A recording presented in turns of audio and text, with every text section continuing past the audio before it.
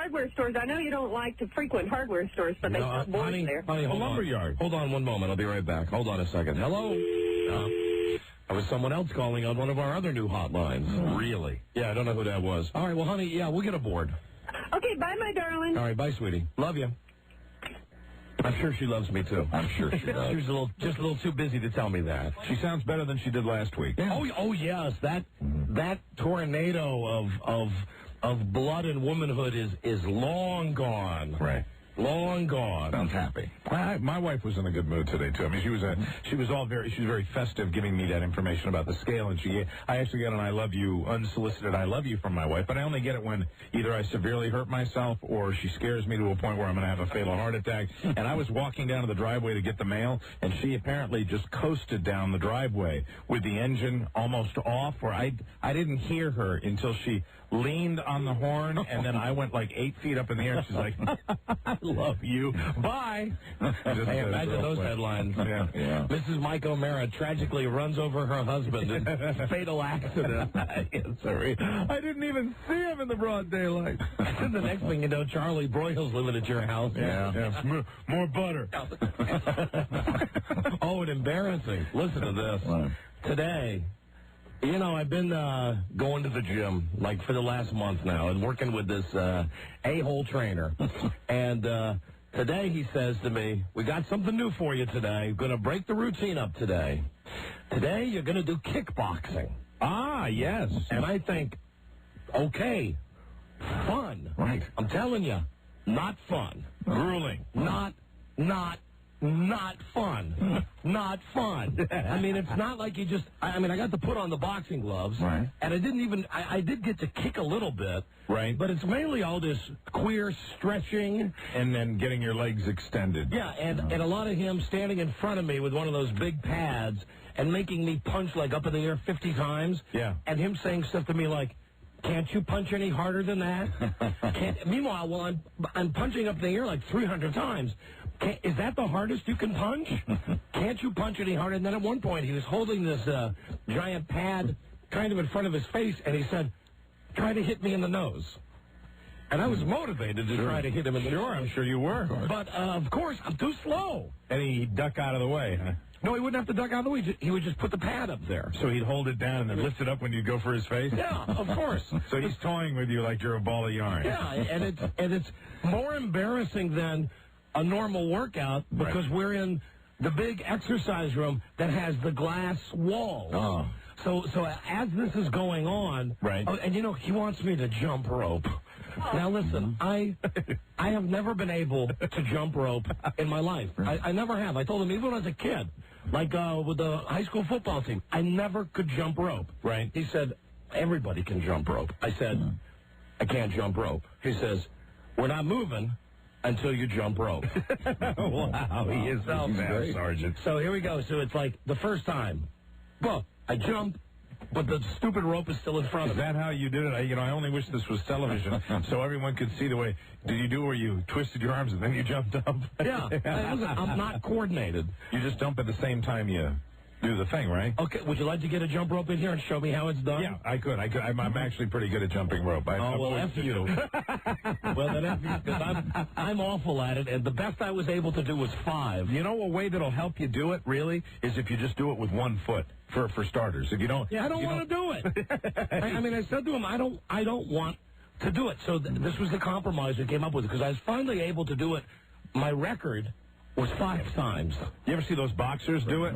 Yeah. They do it in such a way that it's just, I don't think I could never do it. Oh, I know where they got the hands going up and down and back and forth, and, and I've seen little girls do it, the double dutch and everything. Well, I can't do it. Great aerobic exercise. Right. So finally, I said to him, after we'd wasted like 10 minutes of this, and the best I'd been able to, I would do like 1, 2, 3, 4, and then I would screw it up, and he'd say, start over again. Right. So again, I go, 1, 2, 3, screw it up. He'd go, come on now, you're doing 10. Was the rope long enough?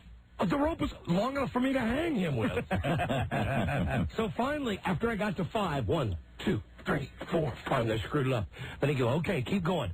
Finally, he realizes that it is impossible for me to jump rope. You're trying your best. So you know what he says? What? Okay, here's what we're going to do. You're going to do it with an invisible rope. So now I really look like an idiot. Right. Because I got my hands to my side like this, and he goes, I want you to jump 50 times and make your arms make the motion like you've got the rope. Do you want you to go backwards with it? Or forwards with it? Forwards, right. Because you start with the rope behind you. Right. So he goes, okay, ready? Go. So I'm still like 1, 2, 3, 4, 5, like this, like an idiot. And I notice out of the corner of my eye, there's about 5 chicks that are just standing out in the exercise area, and they're all just looking at me. Oh, no. And you know they're not looking at me because I'm so scary and handsome, or because I'm so Adonis-like.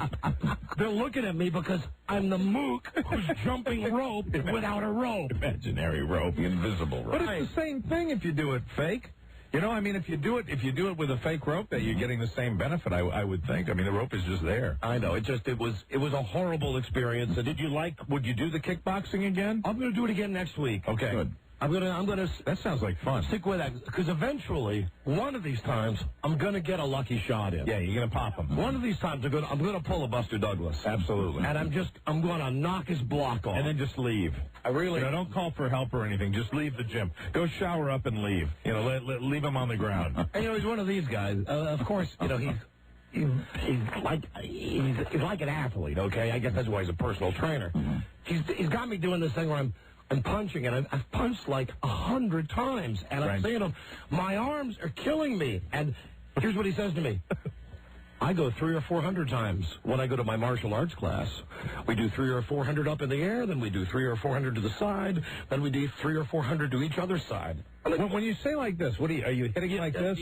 What you're doing is you're pretending that you're hitting a bag in the air. Oh, like that? You do some, like this. Hand, over your head. Really? Then you did some down here, down by your chest. Is this the way you're supposed to do it? Well, actually, here's what he had me do. This is another reason I felt like a queer. Right. Now, keep in mind, I'm in a big room with windows. He says, here's what I want you to do. You squat down. So I'm like this. Yeah. And you make your arms go. Describe what I'm doing right now. You're doing the referee illegal procedure sign. Right. In a squatting position. You look like you're taking a dump and doing the illegal procedure sign. Except I'm doing the illegal procedure sign real fast. Like 100 times. Like a windmill. He's going 1, 2, 3, 4, 5, 6, 7, 8. And then we go, okay, backwards. 1, 2, 3, 4. Okay, forwards. 1, 2, 3, 4. It was the most ridiculous, the most humiliating. Does he say that when you get done doing that, like at the end of the line, you'll be able to kick somebody's ass? I don't know. There's no talk of that. Look at me. I can't jump rope. How can I kick somebody's ass? I think it's just a way to vary the workout thing. That's all they think. I wasn't really happy until we finally got to go hit the bag. The lady that babysits for us, I think her fiance is a Olympic level kickboxer kind of guy. Wow. Good for him. Do you want me to ask him for any pointers on how you can maybe get a shot in on this guy? No. I mean, wouldn't that be fun though? Really, hit me in the nose. You know what? One of you, I'm just going to kick him in the nuts. Because that's his unprotected area. Sure. He thinks he's so fast and all. Why don't you just bring in some pepper spray? I bet that would get through his little pad. Oh, goddamn. But I guess it was fun. Right. I felt when I got done like I laid on the floor. Sure. He said, what's wrong? I said, what's wrong? I'm tired. Yeah. He said, good. I need to check on Friday. See you Friday. Bye. You're starting at a good time, though. It's a good time of the year to be doing it. You know, I'm losing my motivation right now. I ate almost a half a gallon of ice cream today. Oh, did you really? I did. Rob, I blew off that lady that checks our weight. I'm sorry, I did. Carol, if you're listening, I blew it off and I ate ice cream. Wow. I ate ice cream for lunch. That's what I had, ice cream. But you know, if you eat it really fast, it's almost like that windmill exercise. You're scooping the ice cream as you're going down. I mean, I'm having a very bad day. I'm the same way with you. I mean, we need to get together. I know. Just get a little remotivation. I mean, Don's peeking out right now. He's behaving himself as far as food and everything. Oh, yeah. I'm just starting to get shaky. I'm going to try to call this guy right now and ask him to give you an honest opinion on what type of kickboxer I am after one hour session this morning. That's good. I'm sure he'll be honest. Sure. He's talking to somebody. What's that beat mean? He's on the phone? Talking to somebody. So, yeah. Really Hi. busy. Is Don there, please? Rob, Don. you're on the air. Oh, great. So listen, So listen, I want to set the record straight, okay? Okay. First of all, it wasn't 5 you did. It was only 3. No, it was not. You are a liar. It was 3. 3. You're a liar. It was 5. I swear to friggin' God it was 5. It was 3. No, listen. You know, this is hold on. But for today, it was 3. This is the way this guy counts. The problem is this guy and the way that he counts. No. He'll say, okay, we're going to do 20 of whatever the exercise is, and I'm counting, and I go 18, 19, 20, and he'll go, no, that's only 16. And I'll say, why? He said, because you did 4 bad. So like every time he tells me that we're going to do a certain number, he always screws up the number of exercises we do. Because you don't do the form properly for the first 2, so I don't count them. Ooh, that's tough. What I tell you about him. So listen, how would you rate our kickboxing? Be honest with me now. After 1 hour this morning of intense kickboxing training, how do I look to you? Well, first off, I want to say thank you for not wearing the spandex. You're welcome. They're all. You know what? I remember my guy's the same way. You were talking about Mike wearing spandex. Oh my God! What was he saying about me? He was talking to you. That time that you were going to run in the race. Yeah. Little did you know that Don himself was wearing spandex. Well, you know, I got so much ball busting from the guys that work out with me. They called me. You know what they called me? They call me 2 things at the gym. They call me Super Sausage, and they call me Shazam, because I have a tendency when I get done doing an exercise to take my thumbs and put them over my love handles like this. And so whenever one of the other trainers, whenever Tom, if Tom's listening, TMI, too much information. Yeah, he comes over and he goes, Shazam. They'll all walk by me and they'll go, hey, Shazam, are we done exercising? You're all the same. You trainers are all the same. You want to kill him? Oh, we're all different. You want to kill them, though? Right, I do. So listen, really, now seriously, no ball Not busting. really. You did a great job. Actually, I want to commend you for doing a great job. First time ever doing it, you did really good. Give me and no. That you only did 3 jumping jacks. No, I did 5, but give me no ball busting. On a scale of 1 to 10. Oh, 1 to 10. How would you rate me right now as a kickboxer? Well, be brutally honest. Brutally honest? Yes. I would say probably about a 1.5. A 1.5. I told you I suck at it. So he's telling you there's a chance. First day. I'm the worst at it. It's good. I'm the worst at it. Will he be? What's your trainer's name? Rob. Hey, Rob. Yeah. Will Don be a fighting machine when you get done with this kickboxing? As he told me, he's more of a love-making machine than a fighting machine. I said that to him. Really, I said to him at one point today when he was like, come on, when he was giving me this crap, is this the hardest you can hit? And, like, I feel like my arms are going to fall off. And I said, hey, listen, I'm a lover, not a fighter. Yeah. I said that to him. Unlike you. You watch too many John Wayne movies where the arm comes way out in the big hook. I enjoy thinking my way out of situations rather than having to resort to using my fist. Nah, jeez. Like you do. Well, that's why he had 2 killer dogs. This guy, I'm telling you. Are you a gun owner, too? Me, no. No, but this is the guy who went, like, hunting up in the, not hunting, but went caving. Oh, caving. Mr. Outdoors type. Lives in a log cabin or something like that. Sure. It's good karma, too, by the way, the last time I went. I hope you die in a cave and get stuck. Do you have that, where you work out, do you have that wall where you climb the wall? No, we've not done that. Okay. No, not yet. No, not yet. Thanks, Mike. I'm doing that. Not yet. That's why I mentioned that. I'm doing. He made noise about me doing it. My guy, Brian. Get you guys together. Maybe you could go take a boat to Havana or something. Well, listen, Rob, I got news for you. One of these times, I'm just gonna knock your head off. Bring it on, baby. You've been warned. You got it. All right. See ya. All right. Bye-bye.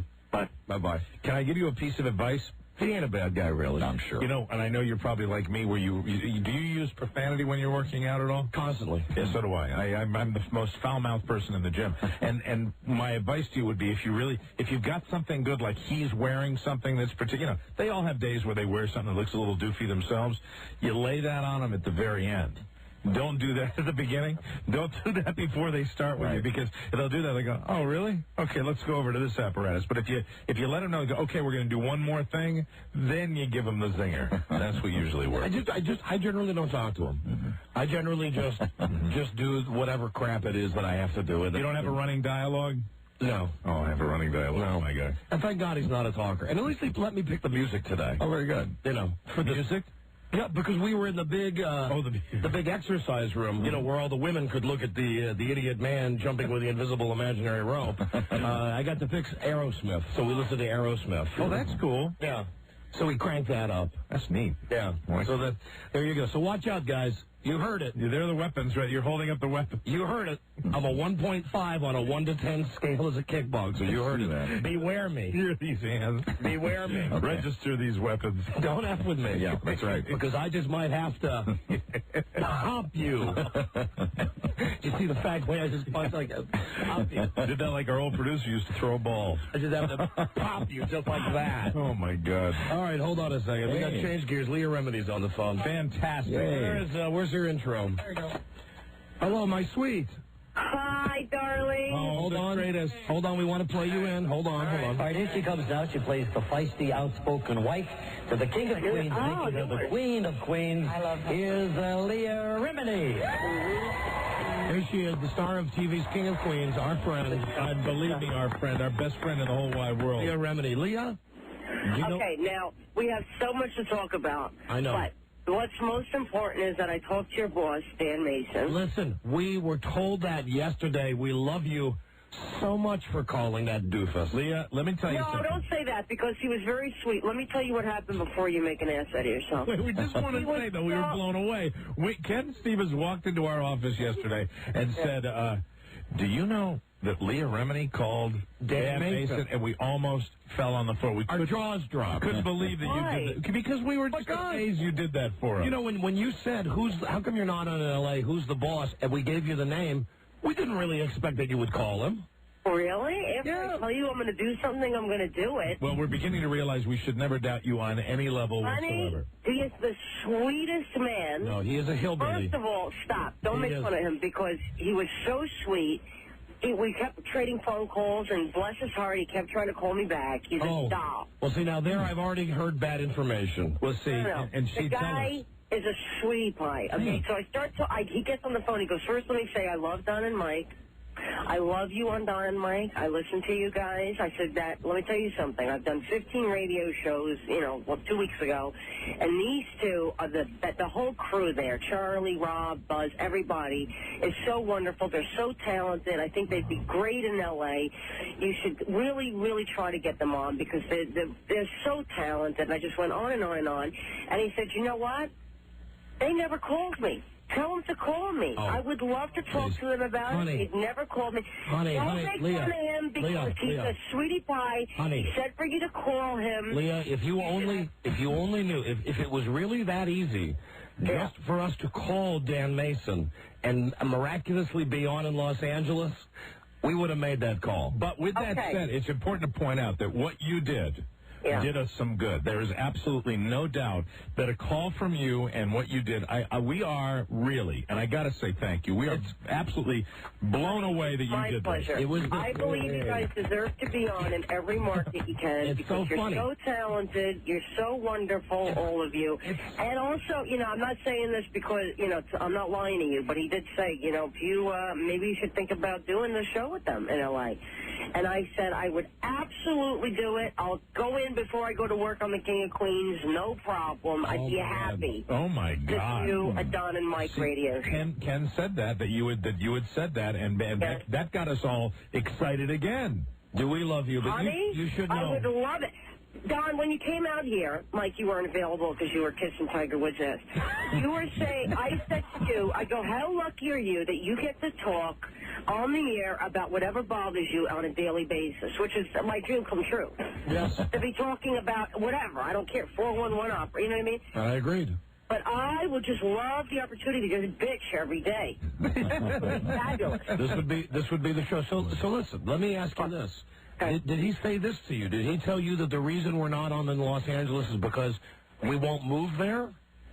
He said you guys need to do a live radio show in Los Angeles. Well, that's the thing. He's got a radio station that he could put us on from noon till 4.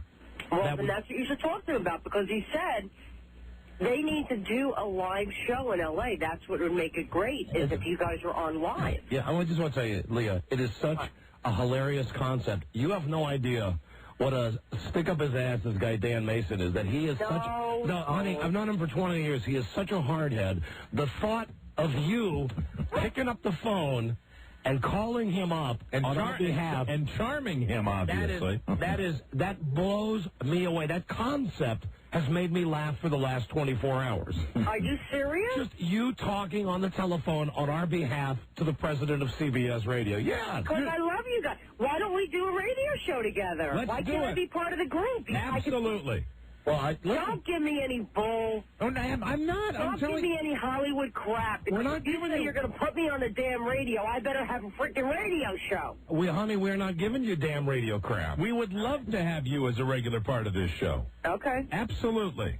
You know that. I believe you're the one. I mean, you're adding to the equation here. You're a star, baby. I want to do it. You don't know how much I want to do it. So how did it end with this meathead? Don't call him that because he was very supportive of you, Don. Listen, you don't understand. These guys... Okay, but for the purpose of this conversation, I talked to him. He was very nice. Okay. So don't say anything bad about him. Could you handle this every day? I could handle this every day. Yes. I swear to God I could. I spent a large portion of yesterday's show talking about a prior experience I had with Dan Mason. I know. About 20 years ago. But then you wonder why he's not, dying to show you. You have to be nice to people sometimes. No, you don't. Look, honey, listen, Dan... he's asked us to come out and have lunch with him. Yeah, but he said... Why don't you do that? But he said they don't have to wear their ties. Yeah, that's what he said to Ken. And, that's that condescending crap that we What did he say? He said, they don't have to wear ties. Did he talk to you? Come on. Did he talk to you with his hillbilly accent? He's just trying to be funny. Would you give him a break? Not everybody is as talented as you. He was trying to be witty. Hey, Leah, hi. This is Dan Mason. How you doing, honey? He was so sweet. I love that show, King of Queen. I want to tell you something. I listen to Dynamite every single day. And if they want to come have lunch with me, you tell them they don't have to wear neckties. Oh, stop. Not everybody's as funny as you. No, come on. But that is an accurate impression of Dan Mason. He was a very sweet man. He's a Southern gentleman. Hi, this is Dan Mason. Honey, I'm not used to gentlemen. I thought he was a sweetie pie. Well, we try to be gentlemanly when you're on the air. Listen, you are very, very nice to call on our behalf. And you were Alice. I love you. And you were Alice Grandin last night. How did I do? I loved it. It was great. I loved that show last night. Wonderful episode last night. I really loved that show last night. I got two issues though with you. You know what? Kevin wrote it. It's fantastic. I love that. Do you remember? I don't know if you remember, but I was out there. I said, you guys ought to do the honeymooners type of thing. I said that about a year ago when we were out there. I remember that. It's fantastic. But I thought Kevin would go, no, that's too obvious. You know what I mean? He wouldn't want to do it, but he wrote a show like that. Wow. How come you didn't tell us you were doing that Grammy show? Because, Don, I was petrified, and as you can see, as you saw, I sucked. No, you didn't. Okay. Don, you did not. You did not. I'll tell you something. The first thing, when I was talking to the cowboy, the guy who won the Grammy, I forgot his name, bless his heart, though. They tell me this guy's walking up, he's nominated for a Grammy, singing with Dolly Parton. I never talked, one of those things in my ears, what are they called? Oh, the IFB. Oh! That was so annoying. As I'm talking to the guy, I realize that I'm going, nodding my head like a lunatic, like I'm on a drug. I'm going, The guy's not even talking yet. I'm going, because I'm talking to the producers who are going, hey, it's nominated for a Grammy. And he's singing with Dolly Parton. Make sure you ask him what he's wearing. Oh, we thought you were real good, and we didn't know. And the poor guy's he's in the middle of a story. We didn't know. How come you didn't tell us? We were all caught off guard when we saw you wearing that wonderful red outfit. What was cool though is when the show when the show she was wearing black. She was wearing black. All right, well the color on my TV went. But you're on the red carpet. You're on a red carpet. I was wearing black, baby. All right, sorry. Remember she had the exposed navel? Yeah, did you like this? Oh yeah. You like the outfit? Yeah. Don loved the show.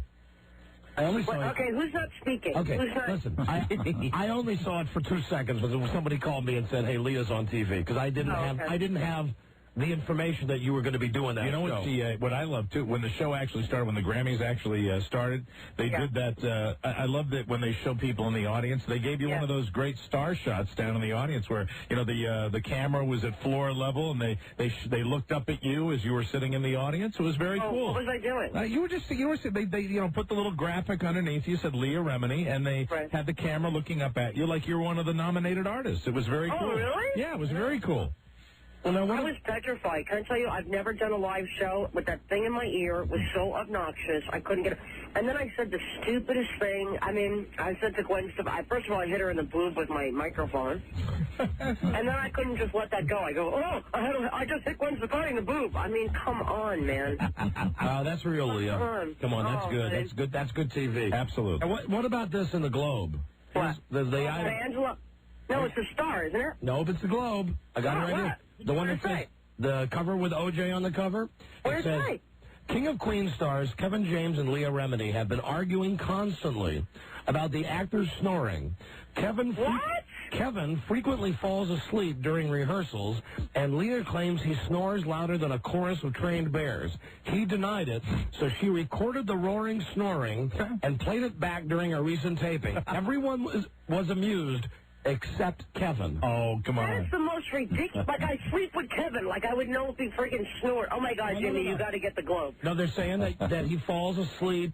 That's the most ridiculous thing I've ever heard. During rehearsals. It didn't say that you're sleeping with him. It said that he falls asleep during rehearsal. That's so stupid. Are you aware of the fact that we perceive that your stock and that show's stock is rising rapidly? I think so. At CBS, and I mean, it's just, I could tell by, last night's episode, big budget episode, right? Yeah, we did, yeah. Yeah, lots of money and funny. That was fantastic. Thank you, baby. Lots of that good corporate synergy. Oh, with, my God, I can't believe how stupid that article is. Well, it's on page... Because a lot of times they mix these things with some truth. You know what I mean? A lot of these things are true. They're just, really blown out of proportion. It's in, you know that bitch who used to be on Dallas, Charlene Tilton? Yeah. It's in Charlene Tilton's Hollywood Gossip, and it even... What an idiot! It's one of the headlines. It says, works a snore for King of Queens star Kevin James. What an idiot! You see it on the top of the page? Yeah, that's funny. So is there a picture of me? No, there's no picture. I don't even have a picture? No, there's a picture of Kate Hudson. Why? Because she's barely recognizable at London's Heathrow Airport. Honey, that is so dumb. I can't believe it. Then there's one of those queers from NSYNC rubbing a dolphin. Rubbing it? Can I tell you something? They're very sweet. Rubbing it rapidly. Lance Bass rubs Baby, can I tell you CJ the something? dolphin. Out of all the guys, the boy bands, they are so sweet. Oh, did you? Oh, now you know them all because you did the Grammys. Well, I met them before at another thing. What are you eating? What are you eating? What are you eating? I'm eating salad and steak. Salad and steak. Still doing that protein, low carb thing, huh? Yeah, and some kind of spinach thing, which I know is not good for me because it tastes good. Okay. All right. Well, it has some cream in it. But no, it's the good because guys, this battle's they're very, very sweet. They are not. Usually they're conceited and they put out this certain attitude, just for the, whatever. Who was the biggest a-hole? Who was the biggest a-hole you met at the Grammys? Let me think. I wouldn't say that he was an a-hole, but it was a little off. Who's that? Was Fred Durst. Oh, from Limp Bizkit. Oh, really? What did he... No, it wasn't that he was an ass. It was that I was saying something. Could you turn the radio off, baby? It's really annoying. Sorry. I said that, first of all, I was a little nervous because I didn't know he was walking up to me. A lot of times in these live shows, they don't know who's walking up to you. So at the last second, they go, Fred Durst is walking up! The IFB. In her ear. In her ear, right. Right. So I didn't know what to ask him. I was going to say something like, I see you dressed up for the occasion or something, but I had them yelling in my ear, and God forbid he said something nasty. I would have, I wanted to be ready for it, so I didn't want to say anything nasty. So I said, are you excited to be here? And he paused, and he goes, I'm just here to promote my new act, this guy who he was with. And I go, hello. And he goes, hello. And I go, okay. So are you excited to be here? Oh, I'm just here to promote my new guy. That's me, Eric, blah, blah, blah. I go, hello, again with the microphone. I put in his face like he's going to say anything. He goes, hello, and I go, okay. So are you excited to be here? And he didn't answer me again, and I go, what, are you bitter? And then he goes, I think you're reading me wrong. Oh, wow. I'm excited to be here, and I'm excited because I get to meet people like you. Oh, now he's dissing you. Oh, wow. No. Yeah. Very sweet. No. No, that's a diss. Are you into contemporary music, or did you have to, bone up on it?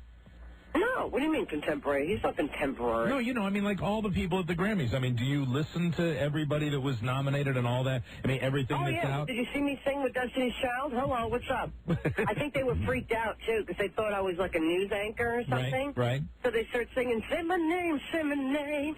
And I just, like, shimmied in there, and I was like, doing this around you. Try to do a little harmony and stuff. And I did the thing with the ear, even. Like, I couldn't hear myself really well, like they were throwing me off key and stuff. There you go. And did you see that part, Don, or no? No, I did see you sing with Destiny's Child. I didn't see that part. I saw the part where and I did my little Christina Aguilera impression with my hand. I was like, like up and down with the hand for 5 minutes. I thought she was going to fall off that thing that they lowered her in. But you know what? They were a little like, oh my God, what is she doing? Oh, Destiny's Child? Yeah, they were really sweet, and then they yelled at Tony Danza because he was stepping all over me. Tony Danza, big doofus. You know? Was Tony Danza an a-hole? No, the thing is, we just weren't prepared, so he was a little nervous, I was a little bit... And then they do this stupid thing where they go, well, it's not their fault, we just don't know how to do a live show, but they go, in 5, 4, 3, 2, 1, right, when they count us down? Right. So, doi, we think we're on the air. And then they go, no. After we count down to 5, then you got to count another 5. I go, why? Why don't you just tell me when I'm on? All right. Because 100 times Tony and I were like, oh, yeah. Who's a bigger a-hole of these three? Okay. Fred Durst. Yeah. Tony Danza. CBS Radio President Dan Mason. Stop. Come on, if you had to pick one of them, who would you pick? If I have to pick one... Yeah. I would not because he did anything bad, but because it was an awkward moment. I'd have to pick Fred because Dan Mason. No, right? That's what I thought. Not Dan Mason. Would you stop it? You're going to have lunch with him, and then we're going to do a radio show together out in L.A. So stop doing that. Wouldn't that be great that if we went to lunch with Dan Mason, that we would be guaranteed a show out in Los Angeles, and Leah would come on our show on a regular basis? Are you saying that if we got to take a break, but we take a break, we come back, we called this guy, this goober Dan Mason up, we say, Leah Remedy told us if we have lunch with you, you told her you'd put us on in L.A. On the Don, Mike, and Leah show. The what? What is it? The Don, Mike, and Leah show. I like it. It's got a nice ring. Why do you guys get top billing? Leah, Don, and Mike. How about Don and Mike and Company?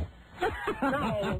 And Company? Don and Mike and Friends. All right, I'll take Don, Mike, and Leah. I'll take Don, Mike, and Leah. Don, Mike, and Leah. Okay. Well, yes, I'm on board. That could be negotiated. All right, so we're going to call this guy up, this goober up. And we're Don't call him that. He's going to give us our freaking radio show. It's good. All right. This is a major Hollywood star that wants to help us out. I like it. We appreciate the fact that you did that for us. We really, really do. We're going to call the guy in a second. We'll see what he's got to say. Are you doing a Quaker? Right. Are you doing a Quaker State commercial today? I am. How's it going? It's going really well. Do they have you I'm having a lot of fun. Are you dressed like a tomboy again? No, I'm a little bit more feminine. I got tighter pants on. Excellent. Yes. Yeah. Right. Yeah, it's a little nicer look this time. Very cool. Good, excellent. Well, listen, go back to your commercial. And I love you guys, and let me know when we're going to work. Okay, we love you I too. got to talk about money, baby. Okay. Yeah, there you go. Okay. There you go. All right, I love you guys. Right. We love you too. All right, baby. Bye, Leah. Bye, Leah. Bye-bye. She cracks me up. That's so funny that she called Dan Mason. She did. It's funny when the concept of the IFB, which is the little headphone that anchors have, when they're doing live, and the words like, someone's coming. Someone's coming. She is a blast. Yeah. That's too funny. This guy Dan Mason is humorless.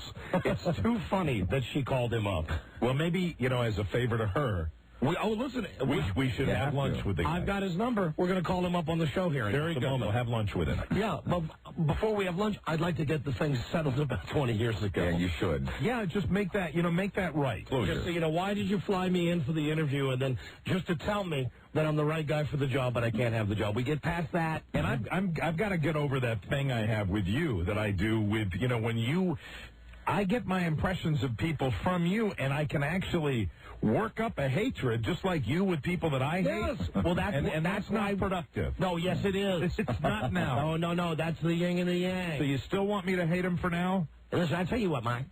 We're going to call him up here in a second. You make your own decision about Mr. Dan Mason. Okay, I will. You make your own decision. I'm halfway there already. Still has that Prince Valiant haircut going. Are you telling them, come on out to my ranch? We'll have lunch. We ought to, you know what? I mean, even though I don't really know the guy, but I'm telling you, he wanted us to come out to where he was to have lunch. No, wait, listen to me. Hear me out. I want to have lunch. What we have to do, not going to be productive. No, we have to go halfway, I think. It's got to be on neutral ground. Let's call the guy first. It's got to be on neutral ground. We can't go to his place to have. I don't want to go to his home. No, Jesus. And he lives like in a house that's like Mount Vernon. Yeah. It has like something from Gone with the Wind. We have to go on equal. We have to go out to a restaurant. Right. You know, all our meetings with Ken, our early meetings in the days of Ken, right, we're on neutral ground. Right. Okay. Well, let's do the break. Then we'll call this guy and say, hey, we understand that our friend TV star Leah Remini called you. I'm exhausted. And if that's all it takes to get us on in L.A., beautiful. Right.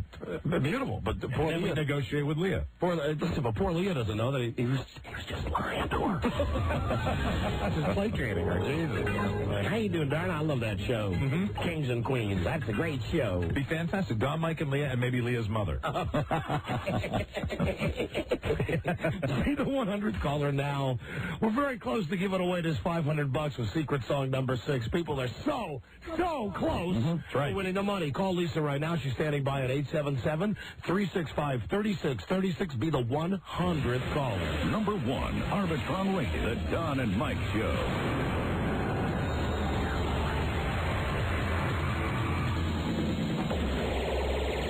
Hey, pull over. I got to use the John. Why didn't you go when we dropped Spence off? I didn't have to go then. Excuse me for not having a prostate! All right, Dad, there's a Dairy Queen. Go knock yourself out. Okay, after I pee, anyone want a soft serve? Wearing their game day attire, Don Geronimo and Mike O'Mara. This is a nightmare. What? We've all just been weighing ourselves. Oh, no. Trying to figure out if the scale works. I think we got a system that's working, though, by putting that board on it, and if the big guys stand in the middle, if the board doesn't break, we're going to get an accurate reading. When I did mine with Rob, I liked mine. I didn't like mine at all. I weighed myself this morning. Right. Of course, like it was workout 216. Right. I got on that scale. It said 210. Right. I thought, hey, money. Very good. And I got on the scale, and it was 250. And then when I looked at it, it was 250. Because I'm not at that stage yet where I want to free deal what I weigh.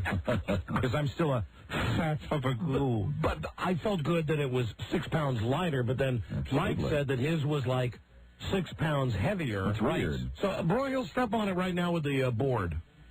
Hey, Charlie, are you still here? You're only on the board and not on the scale. Step on the board. Charlie, because you're the thinnest of us. How much do you weigh, Carlos?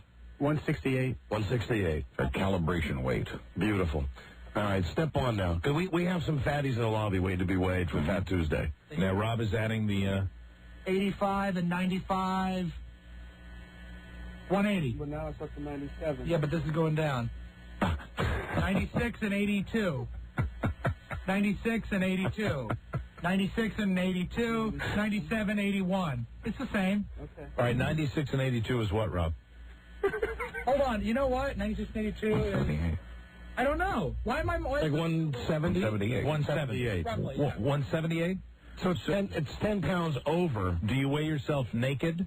All the time. No, do you really? Yeah. You do? All right, well, then add on the clothes. That's the way mine was, because I weighed 240. I weighed 246. Don't take your clothes off, Charlie. I weighed 246, and on this one, when I got on it, it weighed me in at 400 pounds. Okay, it did Well, that's not right. It's in the ballpark. It weighed me in at a very heavy weight. It did not. I ate ice cream today. Not much. I've lost 2 inches off my waist, though. There you go. It doesn't go that fast. You don't eat the ice cream today and you gain I'm it. dangerously close, and I want to go public with this, even though I'm nervous about it. I'm on the verge of going back into the 30 waist things. I'm almost a 38 waist. I'm just about to be a 38 waist in my jeans. Outstanding. So I'm very excited. So don't let the weight, so my trainer tells me, don't let the weight mislead. You know, No. I've lost weight. You have. But I have a very heavy lean muscle mass. I swear to God, I'm saying this because that's what I'm told. Don't be defensive. Okay?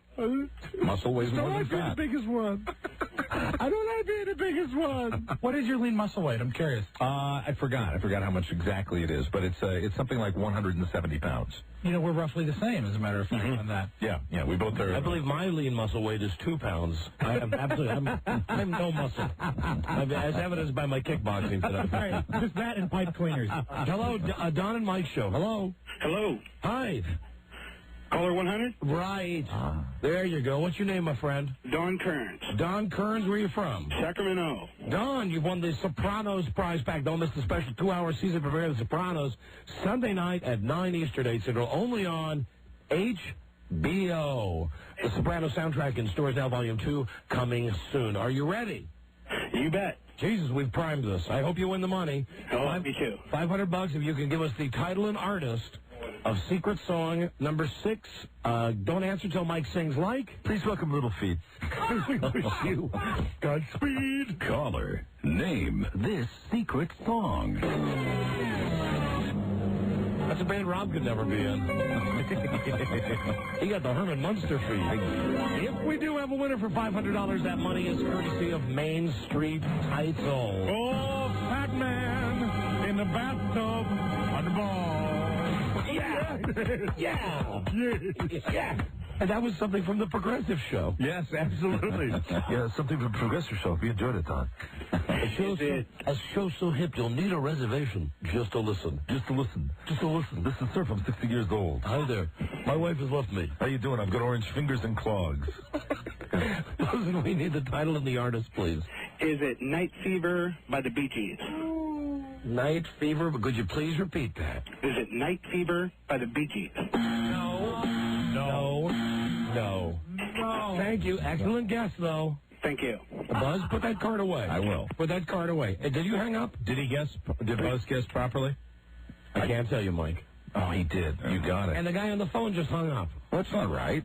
The guy on the phone just hung up. Well, don't forget that every guess is a clue for you. And don't forget, lots of hit songs on Saturday Night Fever. Okay. Well. Before we bring the fat people in,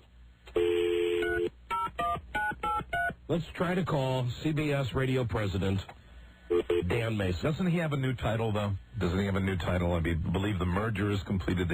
I think he's still president of something. Infinity. Good afternoon, Infinity. Jabari speaking. Yes, hi, Jabari. This is the Don and Mike show, and we're on the air right now. Yes. We'd like to speak to Dan Mason, please. Oh, one moment, please. Thank you. You're welcome.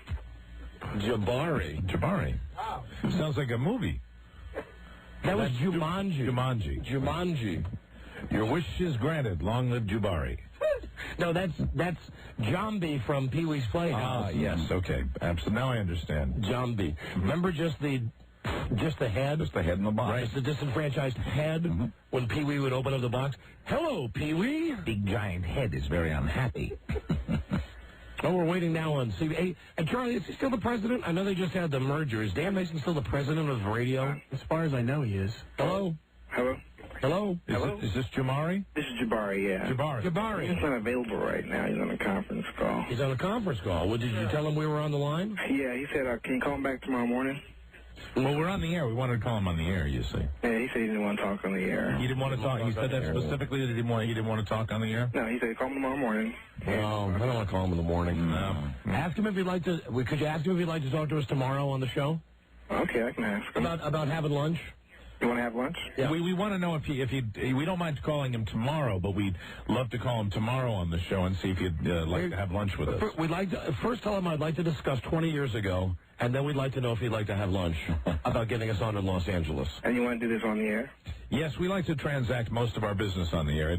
It's our comfort zone. I mean, we'll at least set up the lunch with him on the air. Yes. Right. Now, all the details and stuff about going on out in Los Angeles, that can be handled over lunch.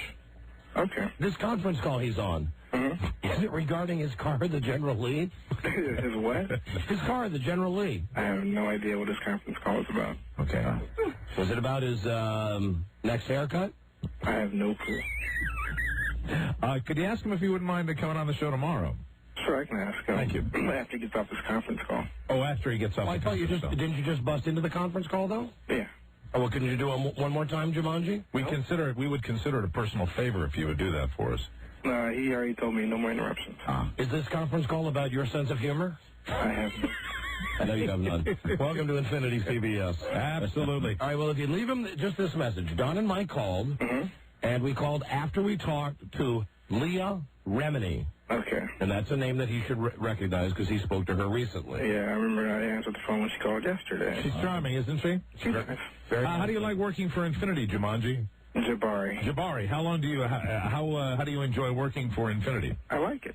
Really? Good It's company. cool in the corporate office. I don't know how it is out in the radio station, so. Yeah. The corporate office is a cool atmosphere? For me, it is. Wow. Nice. Potomac, I mean, it's excellent. Wow, that's great. It sucks down here in the trenches. You know what it's like? It's like World War II, and you're one of the generals living in a cushy castle somewhere in France. Yeah, kind of nice to sit up on the hill as we all die on the battlefield.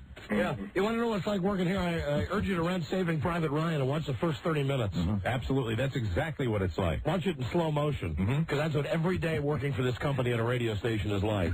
Absolutely. But then again, you understand that, don't you, Jabari? Not really, but You don't? Word for it. Oh, good. So you enjoy working for CBS? Yeah. Infinity. Well, you say you work over there across the river in Potomac. You get a chance to listen to the Don and Mike show very often, Jabari? Actually, about a month ago, I've been listening to you guys almost every day. Now there you go. Great. That's a good Thank answer. you. Well, then anything you can do for us, we would appreciate. Listen, just tell Prince Valiant that we would like to speak to him about an event that he'll know that involves me from 20 years ago. Right. And we would like to set up a lunch with him because that's what Leah Remini said he wanted to do, was to have lunch with us.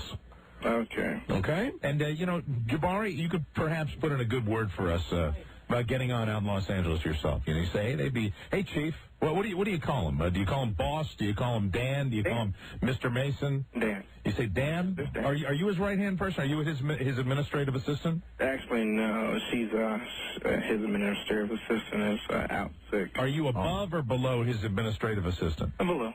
Oh, below. Oh, okay. All right, thanks. Okay. All right, we'll just pass the message then, please. Okay, so you want to call him tomorrow morning? No. We'd like to call him tomorrow after 3 o'clock on the show. All righty. We'd like to discuss a personal matter between me, Don, and Dan Mason that happened 20 years ago. 20 years ago, and L.A. And having lunch and his conversation with Leah Remini. John B., what is he like? What, do you know the type of things that he enjoys? Is there any way we could, send him like a gift basket? What are his hobbies? I'm not sure what his Is he like hunting and skinning animals? And does he like maybe like cracked wheat to chew? Hey, I got it. How about a nice Dale Earnhardt piece of memorabilia? Wow, that would be special. Yeah. Does he like the NASCAR? I'm not sure. You know, you might want to just send him a jug of his favorite corn liquor. You go away, trouble. That's Rob Spiewak, Jabari. How you doing, John? How about, listen, does he have a lot of nice suits? I don't know. I mean, do you see him wear nice suits? I think we can send him a nice rope belt. It's corporate casual over here. Corporate casual. Corporate casual. Overalls? No, not overalls. That might work. That'll be fun. Do you come to work dressed like Tom Sawyer a lot? I don't know who Tom Sawyer is. Has he ever worn a Colonel Sanders suit? No. You don't know who Tom Sawyer is? No. Aren't you a fan of Rush? Of who? Rush, the band. No, not Rush Limbaugh, the band Rush. No. And that was another, John B., that was another joke anyway, because they wrote a song called Tom Sawyer, but there was a famous book called Tom Sawyer. Written by Mark Twain. Yeah. Legendary author. Does Mr. Mason carry a briefcase, or does he just have his belongings in a kerchief on his stick? I have no clue. Well, guys, it's been fun, but I have to get back to work. Jabari, it's been an absolute slice of heaven chatting with you. Jumanji, you should really check out. Jabari. You should really check out this book, Tom Sawyer. It's about two lads who are painting a fence. Okay. It's kind of like a lessons in life book. Oh, really? Yeah. That's cool. Have you ever heard of Mark Twain? Yes, I have. Have you heard of Tom Sawyer though? You've not heard of that? Yeah, I've heard of it. I just don't take it. I don't like to read. You don't like to read? Well, most people, most Infinity executives don't like to read, so I think that's a good quality that you ought to continue to go far. What's the last good book you read? Right now I'm reading The Ultimate Gift. What's that? The Ultimate Gift. Who is that by? Actually, I'm not even sure who the author is. Okay. May I suggest a book that I read every day? Sure. The Holy Bible. Amen, brother. Yeah, I'm working on that, too. Hey, listen, when Dan floats into work every day, where does he park his raft? Isn't it like the Ramblin' Raft Race when he shows up at work? No. No. Really? Guys, I gotta get back. Just one last question. Hold on. When you're there during the afternoon, where do you put the critters? The what? The critters. There must be critters. Does Dan have a horseless carriage? No, that's the second question. I gotta go, guys. Okay, bye, Jumanji. Thank you, John B. Another question. Well, I think we've made another friend. Bye. Bye-bye. Should be no problem at all. Jesus. We should be able to have a nice lunch with him. Well, fantastic. He's on a conference call right now. He's got a Campbell soup can to his ear, a big piece of string going across the room. Hey, how you doing? Can you hear me? I know where we can go. 2 places. Where? Po Folks or Cajuns. There you go. Hey, what about Old Country Buffet? Old Country Buffet. There you go. That's exactly where we should go. You were kidding about the soup can. It's more like 3 cranks and Sarah, did you give me Black Rock? Yeah. I'd say it's a lock we're going to be on in L.A. now.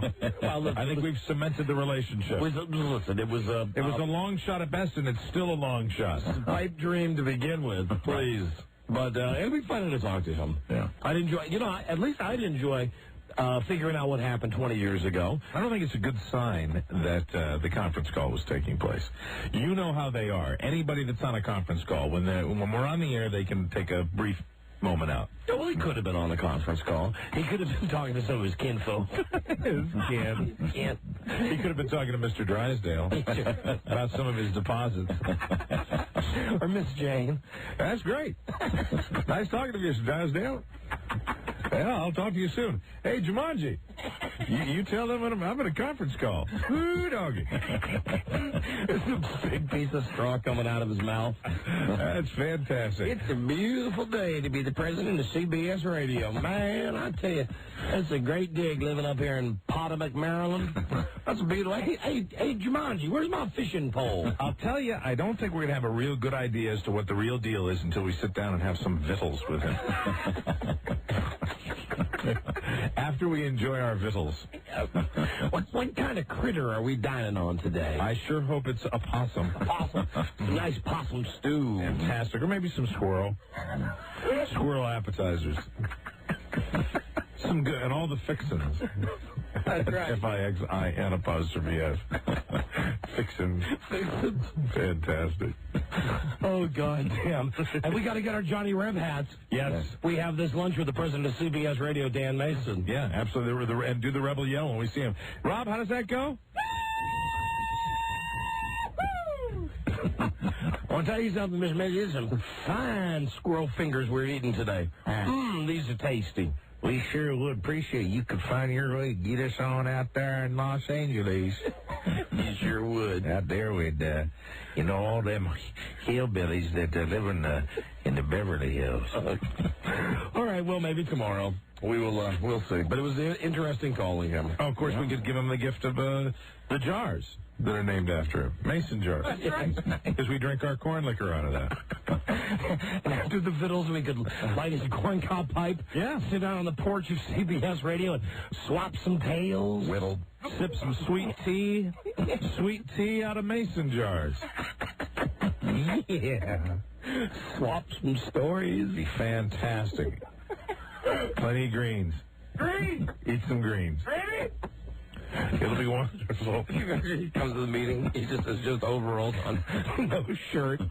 Hi, Don. It's been 20-some years. How the hell are you? How are you? How are ye? Business casual. You don't mind if I wear overalls here. And of course, shoes optional. I was just on a conference call with Dollywood. I was getting my next vacation all set. Every year. You know where I love going? Myrtle Beach. Have you ever been down there to Dolly Parton's amusement park / dinner theater down there? I tell you, I got a front row seat, a regular table at the Dixie Stampede. You get the prize for remembering the name of that place. Eat your chicken, eat your chicken. North on this side, south on the other. I ain't been the same since Twitty City closed down.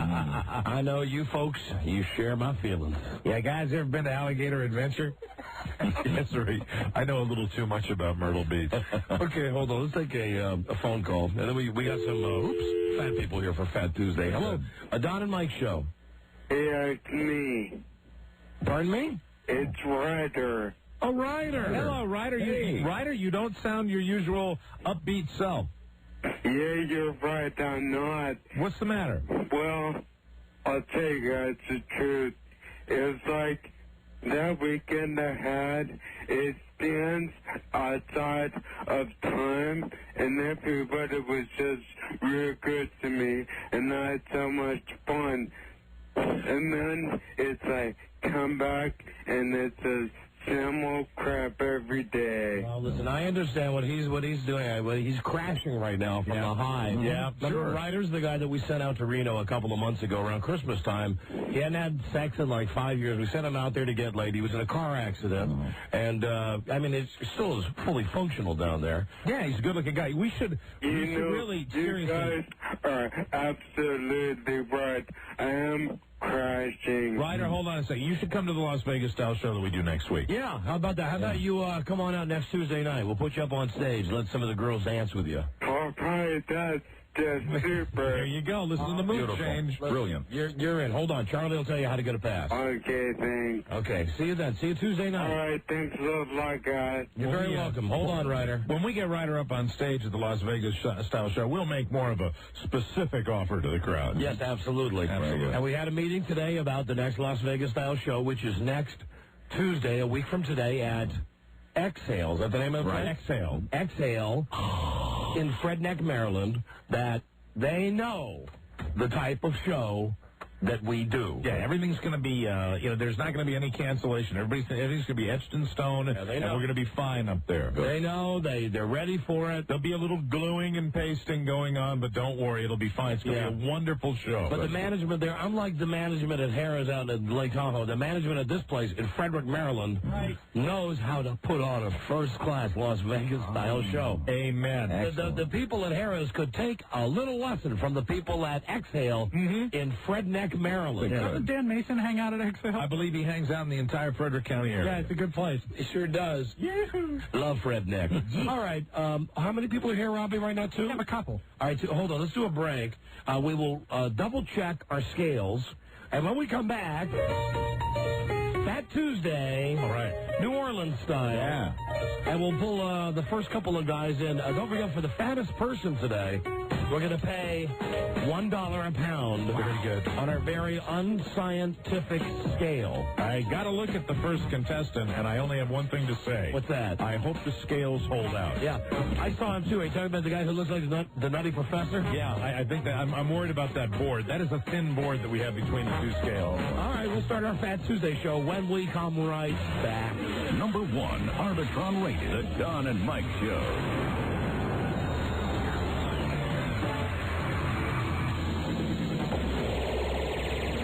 It's another Don and Mike Las Vegas style show. Don't miss out on the legendary fun and the top-notch adult entertainment. And now here's Miss Bobby to tell you more. Okay, this Tuesday, the Don and Mike family packs their bags and heads to Frederick, Maryland. Experience the magic with Exhale Nightclub, 244 South Jefferson Street. Doors open at 6.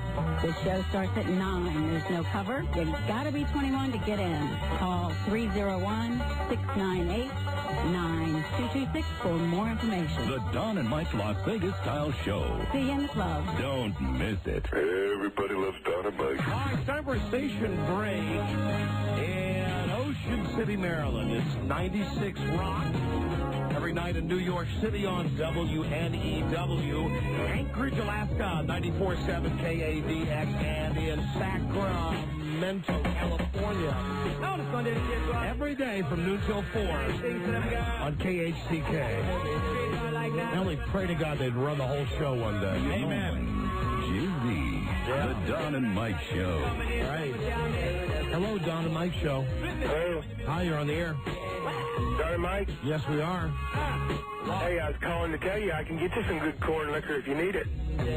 Really, some shine? Some moonshine. Man, and nothing like moonshine. And I mean, I've had moonshine. I like moonshine. Only if the bottle has, like, what is it, 2 X's or 3 X's on it? 3 X's on it?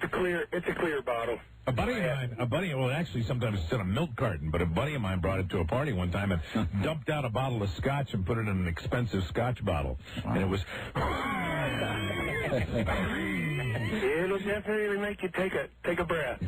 Yeah, sure. Hold on a second. All righty. Yeah, we'll take some of that from ye. I liked it. We sure will. Hello. Kill you, though. Is Rob there? Yeah, you might as well just drink gasoline. Hold on, Rob's right here. Hi.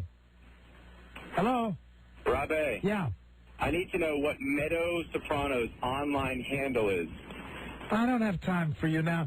You're making me very, very late. I've got things to do, and I don't want to talk to you. You know, I'm Robbie, and I'm tired of listeners like you that ask me dumb questions that I don't have time for. Hody-da-do-day. Well, Robbie, I used to work with you, so how dare you disrespect the old interns at WJFK? You're an old intern. What's your name? You called me Dylan. Dylan. Oh, Long time now. I used to intern for Liddy, and I know you're a busy guy, but I'm trying to win a trivia contest on Soprano.com. I love you. I figured you would have the details of what Meadow Soprano's online handle is. Dylan? Yes. I love you. We traded Saved by the Bell card. Dylan? Yes. Lay with me. Please? Yes. Will you lay with me? No, sir. Please lay with me. I love you. I want to make love to you. Let's spoon. You traded Saved by the Bell cards with this guy? Dylan? I don't know who he is. What a fag you are, Rob. Dylan, will you lay with me? I'd rather spoon. Oh, yes. Let's spoon together. Hey, buddy, I'll see you in Fredneck. Let's make a comma. Say hello to Trudy. I'll see you in Fredneck. Robbie, how dare you diss? This is all about Meadow Soprano's online handle. Let's be quotation marks together. Lay with me. Really? Love me. Really? Oh, I don't like you anymore. Go away. I am Robbie. Hi, Robbie. Howdy-da-do-day. How dare you? Dylan here. Dylan, you're gay. Yo, no. Oh, Ron, you just... We used to trade Saved by the Bell cards with Dan and John Pop. Hey, what Saved by the Bell card did I give you, Dylan? Just out of You curiosity. gave me Mark Paul his rookie card. Rob, do you want to come in here and really deal with this guy? I honestly... He's getting tedious. I honestly don't remember who this guy is. I did for a while in my wallet carry a picture of what's her name? Elizabeth Berkley, because she was turbo hot. Excuse me, we caused the whole David Letterman scandal. We put pictures of David Letterman on a tree. Don yelled at me. What? Now, do you remember this? Does anybody remember I this? remember. No. I remember there was another disc jockey who was unhappy that there was a picture of Letterman in the newsroom, and there were pictures of Letterman all over the building. But you yelled at me in front of Diane. Did you trade Saved by the Bell I card might with have this bought guy? a pack and given him a card. I don't remember trading. It wasn't like a party. It wasn't a party. Did you know that Rob was hot for you? No. I don't remember the face, but the ass I remember. Dylan, describe yourself. Tom Cruise, Antonio Sabato Jr. Oh, come on, be realistic. Do you have a famous uncle? No, not a famous uncle. What's that? You know, Dylan is so difficult to communicate with right now. I don't know if we can figure out. Yeah, I think it's best we let him go. All right. But yeah, I used to have a hate card to of be Jesse. flush, but if that's how you play, I'll let you play. Listen, I just want to say something, Rob. The way this guy's talking, it sounds to me like he could be one of your kooky friends. No, he's I'm not. telling you, Don, I got you. I mean, You got very angry with me because I put a flag with Chico and Liddy's face in the window. He's got in the middle of your show. He's got all the wacky, like, Robisms. Yeah. You know what I mean? But Right, we're friends. I think I might remember who you are vaguely, but... And John Pop and Well, Cameron. of course I remember John Pop. I tell you, you're making a valiant effort to stop the show now, though, All right. Dylan. Goodbye, Dylan. Listen, we don't know whatever dumb thing you wanted. Thank you. Meadow Soprano's online handle. You got it, guys? Yeah, I think it's hangupnow.com. Take it easy. See you in Stay Toledo. cool. Everybody stay cool. See you in Toledo.com. And there we go. I can't believe you traded Saved by the Bell card. I think he might have inflated that. I might have given him a card because I was looking for one picture of Jesse Spano. But, you know, if you gave him a card, that meant you bought a pack of Saved by the Bell cards. Yes, I did. For Jesse. Now, if you kept Elizabeth Berkley in your wallet, that's one thing. But That's what I did. now, when you bought the pack of cards, Yes. were you searching for other, like, Elizabeth Berkley-type pictures? or did Just you one just picture of buy- Elizabeth Berkley, if I recall right. I remember having it. I don't remember if I bought a pack, honestly. Oh, come on, Rob. Yes, I have the whole set of plastic at home. No, you do. Hello. I can't wait for him to call back. He was fun, wasn't he? Don and Mike Show.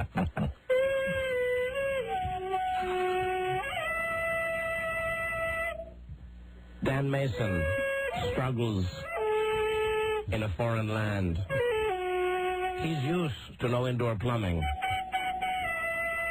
However, as he walks barefoot along the beaches, He is surprised by the many forms of life he's never seen before. The fishes. The snakes. I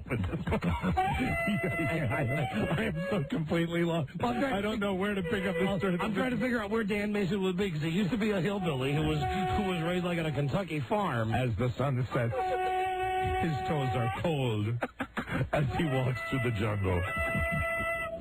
You know, now that I think about it, I guess there wouldn't be, like, fishes and stuff in India, would there? The ocean. He sees an elephant. He is fascinated by the elephant as it relieves itself on the ferns.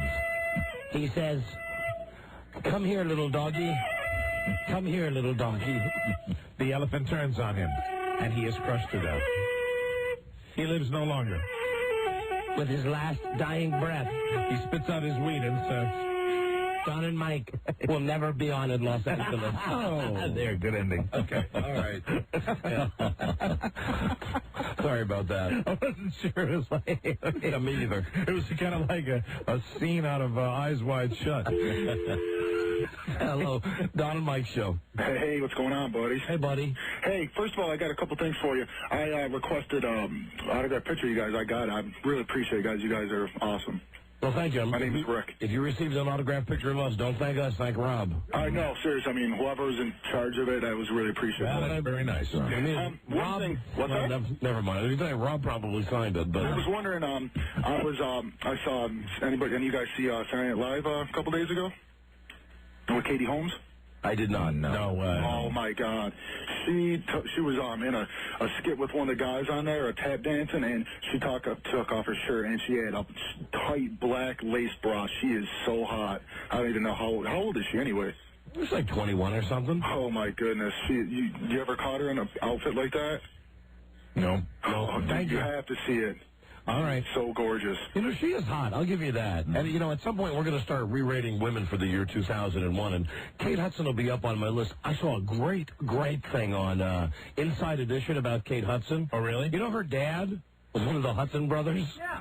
Oh, that's right. It's you always think of her as Kurt Russell's daughter. No, but her Dad's not. It's the middle, good-looking Hudson brother. Right. Well, he's not so good-looking anymore. Yeah, but he was the one when they had the show. There was the total doofus, the tall, doofy one with the mustache, who was the ugliest one, and then there was a shorter one with long hair who was kind of weird looking, and then there was the one who was the pretty boy Hudson. Right. The Hudson brothers. The Hudson brothers. Well, they interviewed this guy on Inside Edition. It's like they said the first interview that he's done in 20 years. And because I guess Kate Hudson did an interview in Vanity Fair. Yeah, she's the hottest flavor of the month. Yeah, where she said that he was an awful father, right, and that he was never around, and that he never calls her. Well, this Hudson brother went on TV to show home movies of back when he and Goldie Hawn were married. Oh, how pathetic is to that? get his side of the story out, saying, look here she is when she was 5, and here I am reading a book with her. And at this point, he breaks up with Goldie Hawn so he can marry Shirley from Laverne and Shirley. Oh, God. Yeah. Cindy Williams. Yeah, talk about, I mean, that is like trading in a Mercedes for a Yugo. Oh, my God. So the next set of photographs are of the two families together. Right. Of his family with Shirley. Yeah, from Laverne and Shirley, and Goldie Hawn there. And according to him, it didn't go back till Kurt Russell came into the equation. Oh, really? Yeah. Oh, dear. Yeah, and, well, but they have really one of the better relationships in Hollywood. Yeah, and then they said that when Kate Hudson married the guy from the Black Crowes, right, that Kurt Russell walked her down the aisle as her father. Right. And then they went back to the Hudson brother, who said, I left her 2 messages on her phone asking if I was invited, and I never heard back. It's amazing that he happens to surface now that she has a hit movie. Bingo! I mean, now that the movie with Cameron Crowe is doing so well. Now that she's going to win the Academy Award, now that she's won the Golden Globe, all of a sudden he wants to be her dad again. Yeah, and I mean, she raves about her mother and Kurt Russell. I mean, she always does. Yeah. I've seen her on talk shows do that. So it was funny. And the funniest part was when they showed some clips of the Hudson Brothers TV show. Oh, what a great show it was. It's one of the worst shows in the history of television. It was like a Sonny and Cher ripoff show. I will always remember them crammed into one square on the Hollywood Square. They made all 3 of them sit in one square. Yeah. I remember wide lapels and white suits. Yeah, they wore white, right? Yeah, absolutely. That's right, and top hats. That's right. They suck. The Hudson brothers. So imagine that. Poor Kate Hudson. She's finally famous. How'd you like to be that? You wake up and would say, hey, your deadbeat dad? Right. He's on TV showing home movies, proving that he was at your second birthday party. Yeah, and that's a real credible way to show that you had a good relationship with your kid. You know, bring out home movies of special occasions when you knew you were on camera. How ridiculous is that? And the film, well, I'm sure that they were real because you could see a young Goldie Hawn and you could see him and you could, they look like, remember at the beginning of the Wonder Years when they showed those fake home movies? That's exactly what these movies looked like. Hired some actresses. Yeah. You know, went to a film lab. They had him wearing like a party hat and stuff. And hey, look at how goofy and crazy I am. And they showed him actually holding Kate Hudson when she was about a year old. Right. Wow. When, you know, it's obvious that she doesn't know him from a hole in the ground. And she just, you know, her head like off to the side, she's just kind of drooling. Here I am being the good daddy. Yes, here I am. And then they, but as always, it was like a screw job on him. Because in the middle of the interview, the parts that I'm sure he didn't know that they were going to do, after he says all this stuff like, hey, I really wanted to be with her, then they show the court papers where they filed for divorce and where he didn't want any custody. Right. And where Goldie Hawn had to say he can see the kids every other weekend, he can see the kids every other Christmas. And then they cut to the Vanity Fair article where it's got Kate Hudson saying, he didn't call me for 3 years. Oh, there you go, Dad. Yeah. So, like, you know, the guy's being ambushed. He doesn't even know it until it's on the cutting room floor. He wasn't a good showbiz parent, like Judy Garland. Oh, my God. I'll tell you right now, I was riveted. I watched that whole thing. Call me a fag, I don't care. But it wasn't as good as it could have been. It would have been great if they used the younger actress who looked exactly like her, and they used her all the way through. It could have been a lot better. I've seen a lot worse, but it wasn't bad. It was intriguing because, you know the story that she's just going to fall apart. And especially when you hear, like, this tape we have of the real Judy Garland. This is not from the TV movie last night. This is the real Judy Garland. This is what I really wanted to see last night. Yeah, and I think the actress, a better actress, could have done a better job with I'm mad. I am mad enough. And yet still very self-conscious that I'm going to write a book and I'm going to talk. I wanted to believe, and I tried my damnedest to believe in the rainbow that I tried to get over, and I couldn't. So what? I mean, bingo. That's what I wanted to see last night. You know, and I really think it's the job of the actress. She worked so hard at lip-syncing the songs, but then when it came to doing the voice, anybody that saw, I remember when I was a little bitty kid watching her on Ed Sullivan when she was doing that, you know, with her head like bobbing around, and I wish they'd done a better job with it. You know, as bad as that made her look, there was a lot of stuff they didn't even address. Like that's just an isolated tape. She has hours and hours of drunken tape where she would just burble all night. And Alan King... I like that word, burble. And Alan King would have to unplug his phone because she would call him all hours of the night. Just say, Alan, come over and make me laugh. She was a mental patient. They didn't portray her as a mental patient last night. And again, remember that show that was on last night was the perspective of Lorna Luft. Lorna Luft. Right, exactly. So, you know, you're not getting the real story. No. Listen, it's Fat Tuesday. Yeah. And we're going to bring in our first contestant right now. He's a big boy named David. All right. And we're going to weigh him. The fattest person today to come in the studio and be weighed wins $100 per pound. $1 per pound. I'm sorry, I said it again. Thank you, Buzz. You're right. $1 per pound, yes. $1 a pound. We don't want to break the bank, but we're certainly going to break that board. Rob, I would make one. Rob, I would make one suggestion. Make sure that the board is centered, maybe a little bit more on the Mike. You've got a contestant now you haven't seen yet. This is not the Nutty Professor guy. Okay, here's the other guy. Here is David. Here's a member of the Big Man's Club. Hello there, David. Hi, David. Hi, how you doing? Hi, how are you? Happy Fat Tuesday, David. Thank you. Hi, David. What do you estimate your current weight to be? Well, actually, I weighed myself before I came in. Okay. Because I anticipated the being over the scales. Okay, so what's your weight? 552. 552. Right now, 552. Since the weight limit on each of the scales is 300, we should be okay with that. So what we're going to be doing is getting a confirmation of that weight. That elaborate setup we have. How do you think that looks to you, David? What do you think? Well, will I get charged if they break? No, you will not. You won't. No, absolutely not. Okay, very good. Can I ask you a couple of questions first? Sure, go ahead. Okay. He's looking at you like, okay, here it comes. You know what? I'll wait till after you get weighed. All right. I'll wait till after you get weighed. Okay. I just want to ask the questions like a lot of people would be curious about. All right, hop on. All right, here we go. All right, here we go. Here's the weighing. Don't hop. There'll be no hopping. Don't hop. All right, here he goes. No hopping. And he's stepping on the scale. It's a good sign. They're not breaking. Ready, Charlie? Okay, now we're going to get a reading from Charlie on the left scale and a reading from Robbie on the right scale. Now. All right, you guys, what do you have? What do you have, Charlie? 306 on my side. 306. I got 256. So that's 562. 562. 562. Way to go, David. Thank you. Good job. 562 pounds. Way to go. All right. So what was your reading before you left home? 552. All right, so we're very close. That's good. That's good. That means that our scale system is working fine. Close enough. All right. Man. What size pants do you wear, can I ask? 72s. 70. Have you been heavy most of your life? Oh, all my life. And it's the never-ending battle? Or do you say, you know, what the hell? After, well, you know. That was going to be my next question. At what point did you just give up? I mean, was it at 300, 400?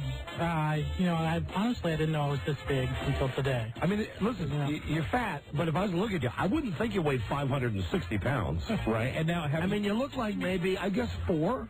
If you see me sitting down, I'm almost perfectly round. So. Wow. I have a question for now. Have you been heavier than this?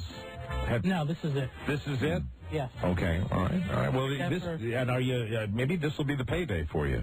Yeah, I'm so going to go out after this and maybe buying a stock of Slim Fast or something. So you are you saying that weighing yourself today is the first time you've weighed yourself in a long time? Yeah. Well, and it was a kind of an awakening for you or anything like that? No, you can't weigh on a household scale. Right. Exactly. How did you weigh yourself at home? Actually, I had to go to a feed store. You went to a feed store? Yeah. You know, somebody was telling me that, like, meat packing places and a feed store. Yeah. So you went to a feed store and just hopped up there? Yeah, I said, could you weigh me? And they said, sure. Oh, good. What kind of car do you drive? A Buick LeSabre. Yeah, that's a good ad for a Buick LeSabre. Absolutely.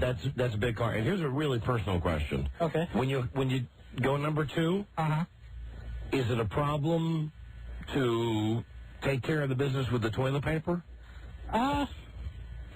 It's probably more a problem than the normal person, but... How do you deal with that? Do you do the extender thing, or you get the tongs or anything like that? Just deal with it if it's a particularly bad day, as everybody's had, then you go right for the shower. Yeah. All right, I got you. All right. Good for you. All right, well, David, thank you for coming in. I hope you win. You the man. Thanks for answering our questions. Thank you. A little perspective, and you're going to be going on a little diet after today. Oh yeah, definitely. Okay, well, let us know how you progress on that. Okay, well, thank you. All right, fantastic. All right. Thank you. Good luck, David.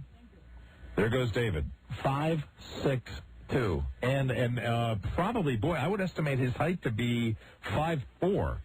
Maximum. If I was just thinking maybe 5'2". Maybe 5'2". He's tiny. Not a tall guy. He's not hey, tiny. Rob, ask David how tall he is. Seriously, because we didn't get that statistic. He's tiny, but he's not tiny. You know what I mean? Yeah, it's hard to tell how tall he is. Well, really, I mean, I know that this probably won't strike him as a compliment, but I would have, if I was the guy at the carnival, guess the weight. Yep. I would put him at 400 pounds. Yeah. And that's funny that he mentioned that. I mean, because he came in and he said, well, maybe I'll be going for the Slim Fast after that. Sometimes when you make all of a sudden you become aware, you see the number and it shocks you. He's 3'6" tall. No. Kidding. He's 5'4". Hey, I nailed it. All right, very good. I guess 400. He'd be a big winner. He'd win a stuffed animal at the carnival. And, oh, my God. Here comes our next contestant. This is a much taller man coming in here. Is this Marvin coming in next? He's sure not starving, Marvin, I'll tell you that. Now, this contest is open to both men and women, right? Yes, we have a separate male and female category. Let's welcome now. Hi, Marvin. No longer starving. Marvin is all big. Now, listen, we may already have... I think we got a winner. A change. Yeah, and I think there's no question that we've got a winner. Just looking at Marvin, absolutely. The last guy? Yeah. I got him beat. I bet you do. Absolutely. I wonder if we've got the capacity for Marvin. Hi, Marvin, where are you from? Originally from Whiteville, North Carolina. All right. I live in Reston, Virginia, really. You live in Reston. And what do you do, Marvin? I drive with a Nova Blue. I'm a driver. A driver. All right. All right. Fantastic. And how tall are you, Marvin? About 6'1.5". 6'1.5", and you would estimate your current weight to be 580 pounds. 580 pounds. Well, that's good because we got the scales that can do it. Yeah. Marvin, step on the scale. All right. Very good, Marvin. And then we're going to ask you much of the same questions that we asked the last guy. Hop up there. All right. Good luck. Help give Marvin a hand here. Tell you what, Marvin's got some tan middies. He does. He's got a much nicer rack than the last guy had. In 3, 2, now. All right, what's your number, Rob? I got 258. What do you got, Charlie? Well, the last number I saw before it went to ERR was 327. But add them up, Robbie. I don't know that that's accurate. 585.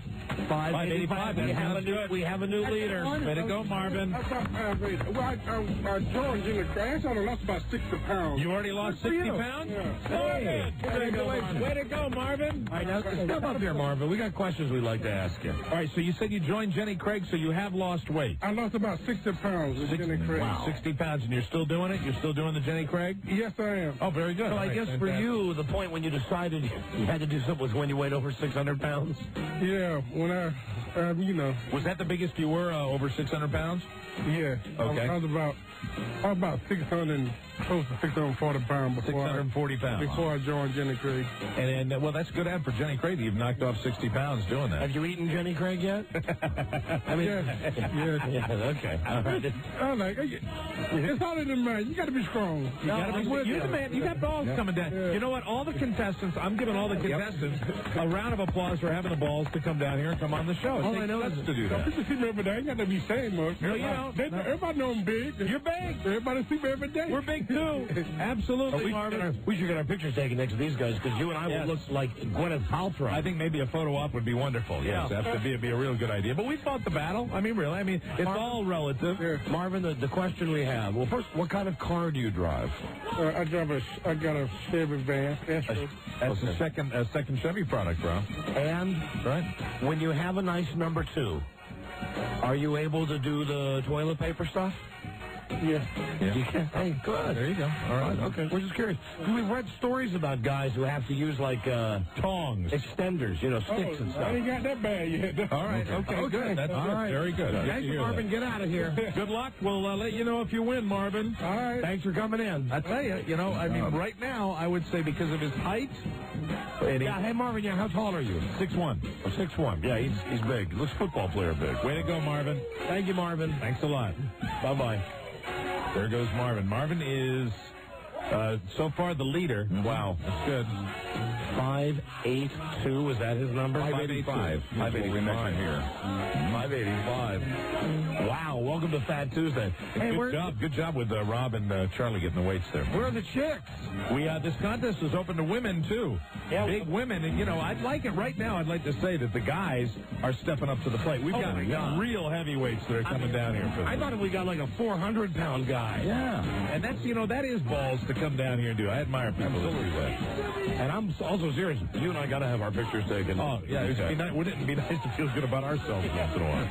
This is great. Wow. We look like male models. All right, well, thank you, David. Thank you, Marvin. Now, listen, our doors will be open. Do what you want. For the next couple of hours. Come on down. Fattest guy, fattest girl. We pay $1 a pound. Fantastic. On this Fat Tuesday, we will be right back. Number 1, Arbitron rated, The Don and Mike Show. It wasn't my fault. You stole my car. Where is the trust in this house? When I get confirmed, I'm going to be a man. So how come I can't drive? Oh, you really want to get into this, huh? Who was that man that we had to pick up at camp last year for bedwetting? That was the year before last. You could have killed those girls. Yeah, that would have been interesting. What? What did you just say? Death just shows the ultimate absurdity of life. What is this? Are you trying to get me to lose my temper because I'm about to put you through that goddamn window? See? That's what I mean. Life is absurd. Don't say that. God forgive you. There is no God. Hey! Oh, for you. Well, maybe they're right. The Don and Mike Show. We're going to get to Rob's Sopranos tapes here. All right. And still to come on today's show, just a great article in the newspaper about this, the article that is at Premier Magazine about Arnold Schwarzenegger. Oh, Arnold's in a heap of trouble. Oh, boy. But Arnold cheating on his wife and groping women. We'll have an exclusive interview with Arnold Schwarzenegger. Oh, really? And also on today's show, the debut tape of Mike O'Mara's Craft. Yeah. Excellent. We've got the band here. And I think that Rob told me it ain't bad. Well, we're practicing. We're doing what we can. The tape itself, the recording was done like with one of those little boom boxes in the corner of the basement. Right. So I'm not sure how good it'll sound, but we did a song that we worked on a little bit, and I'm prepared for everyone's evaluation. And please be brutally honest. Rob has told me that it's not that bad. I think we're going to get better. That's all I'm going to say. I think we're going to get a lot better. I think we got a long way to go. I honestly will say this. When I set out to record it, and I was all excited because this is going to be funny. Right. There's nothing to make fun of. It's your solid. Oh, I don't. Let's not go crazy. Hello. Let's not get too happy, Rob. Hello, Don and Mike Show. Hello? Hello, you're on the air. Hi, how are you? Hi, we're great, thank you. I have an idea about your contest. Instead of doing the total weight... No, you don't understand. The contest is already underway. The rules have been established. Okay, but just listen to this idea for next time. Oh, we have to? Why? Well, because it's a good idea. Is the idea that we'd be OJ and you'd be Nicole? Hey, I have an idea real quick, ma'am. Can I jump in? Can we do a contest for the most annoying C? Rob. What? I know we only like to do one contest a show. Rob. But then we have to listen to this because it's really good. Okay. Rob, I think I had her. I think I had her at OJ, okay? Right? I think that's piling on. Yeah, Rob, that wasn't very nice. That's right, honey. Rob's got a lot of issues. That's right. I believe I had you when I implied that perhaps we should simply cut your head off. Oh, God. No. Now, listen, we got the contest set up, but if you can tell us in 15 seconds or less, what great idea do you have? Okay. You should do it proportionally because someone who's 5'4" and 565 is a ratio of 8.8, and someone who's 6'1" and 581. Honey. Horrible idea. Is a ratio of 8.1, so the guy who's 5'4" is really fatter. Horrible idea. Honey, listen. No, size alone, you got to give the people the advantage so they're simply bigger. Nicole, we are paying $1 a pound. Okay. Simple contest. All right, well, I tried. Thank you. You did indeed. Love your show. Love you. We love you. Thank you. Bye-bye. Bye-bye. You should come down here and let us weigh your brain. What do you think? Maybe, 16 ounces? An hour. Hello, Don and Mike Show. Hello? Hello? Yes, I can't come in now, but can you put me on the list so if someone weighs more than me, I should know that I don't have anything bad to feel, to feel bad for? You don't think it's the lady? I think it's the share. You think it's the share lady? What? Is this you, share lady? No.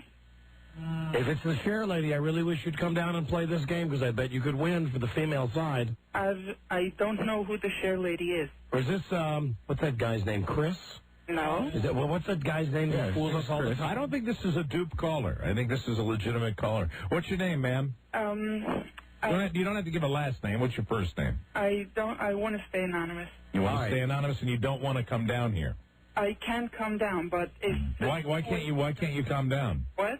Why can't you come down? Listen, I live in New York. Oh, you live in New York? Oh. So how much do you weigh? 200. Oh, 200? More. Yeah, a little more. We had a guy, obviously you won't hear it until tape delay today. Yeah. The guy who's in the lead weighed over 580 pounds. We know that we're going to get a woman that'll come down here and weigh over 200. Over 200? Yeah. Easily. Yes. Don't worry about it. You're Elle McPherson, honey. We're hoping we get a woman to come down here that weighs over 300. Okay. And maybe if we're real lucky, over 400. Yeah, don't worry about it. Go get yourself some KFC wings. Don't worry. Knock yourself out. You're plenty skinny. Okay, thanks. All right. Okay, hello? Yes. Because you live in Washington, D.C., you probably will talk to the president before me, right?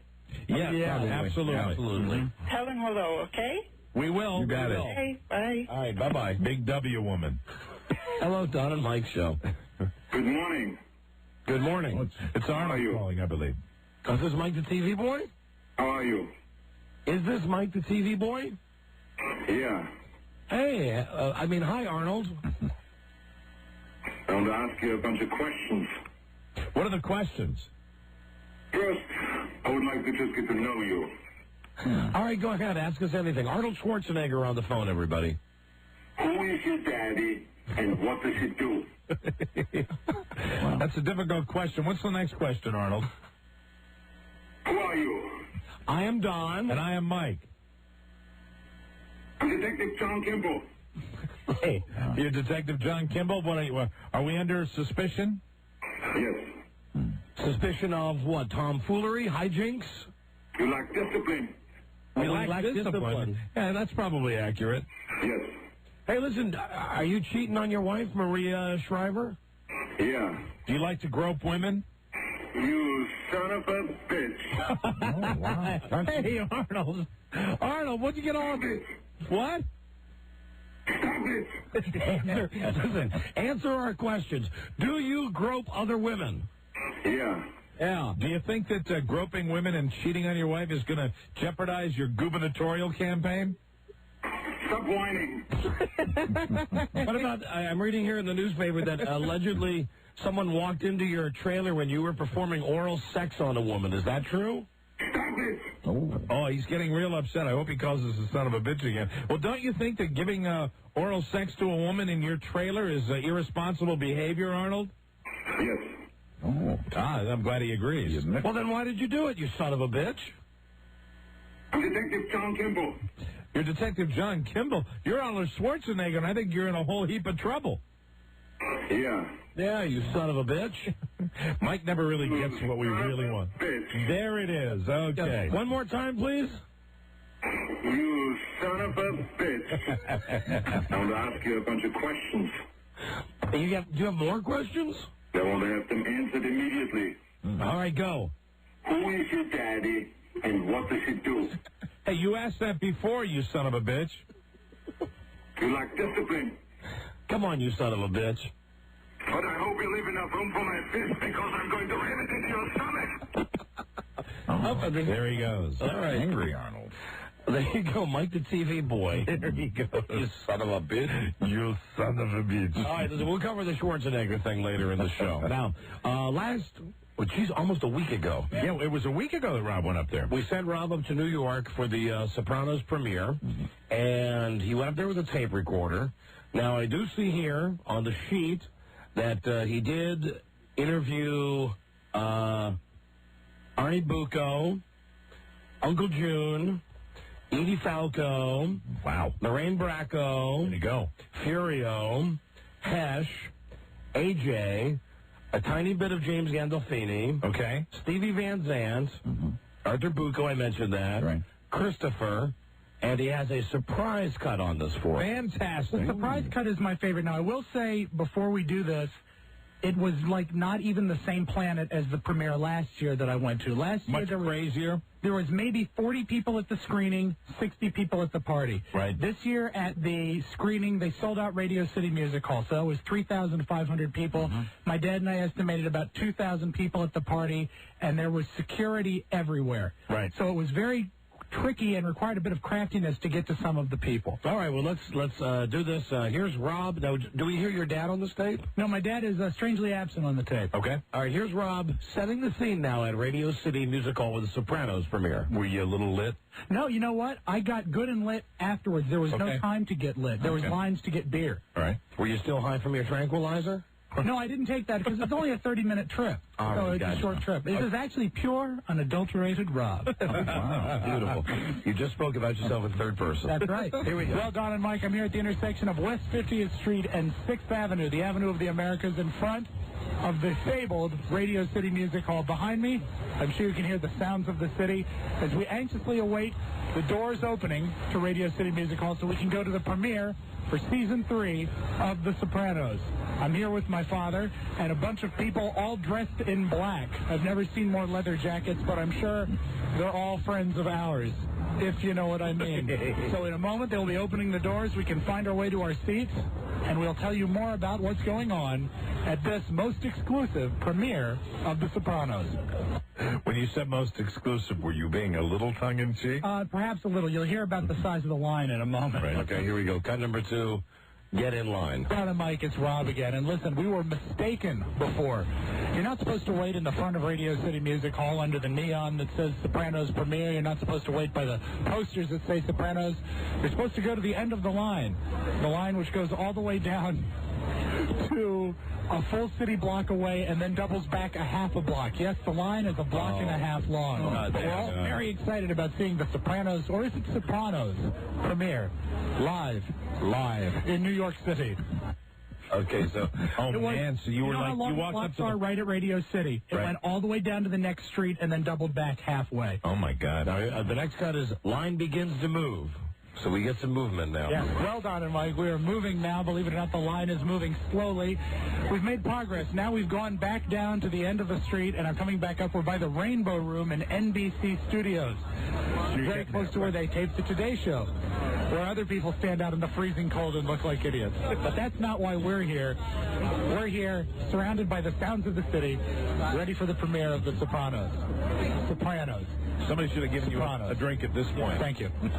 How much of a mook at this point do you feel like? Well, you know what? Almost like on the walk over, I felt really cool because not only was I going to a screening, and I didn't mind that there were so many people at the screening because I'd never even been in Radio City Music Hall. Right. Because I knew I had the exclusive party passes. Sure. Now, I should have had a clue about the exclusive party passes that the numbers on them were 801 and 802. I had no idea. And then, I'm still feeling okay, and I look, and I seriously see no fewer than 15 people around me in line, and they all have party passes. Uh-oh. Now we're starting to deflate. The next one says interview Rudy Giuliani and the cast. Is this where they're actually... This is just being introduced inside Radio City Music Hall.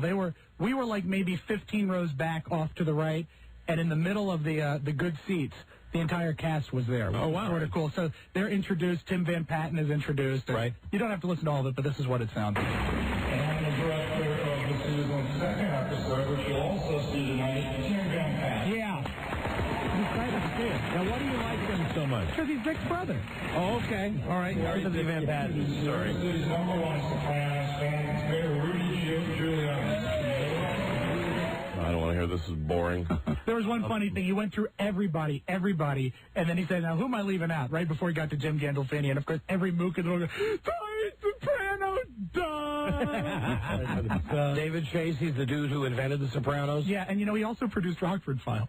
All right, here he is. Let's hear what he has to say. Now I'd like to bring to the stage the real leader of the Soprano family, the man who deserves most of the credit for making this show the extraordinary achievement that it is, ladies and gentlemen, the creator of The Sopranos. He even wrote the episodes you're going to see tonight. I cannot even tolerate listening. I can't imagine sitting in the audience for this crap. Who was the guy that was on mic? Who was the guy that was saying? I think that was David Gray from Brillstein Gray. I think that's who it was. The only thing you really need to know about the guy, David Chase, is he looks like Steve Johnson.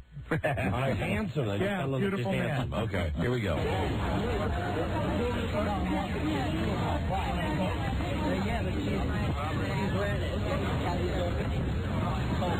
I should have set this up. What is this? This is this is like the side door after the screening, and you have to listen sort of carefully, but it's Tony Soprano asking AJ where his coat is.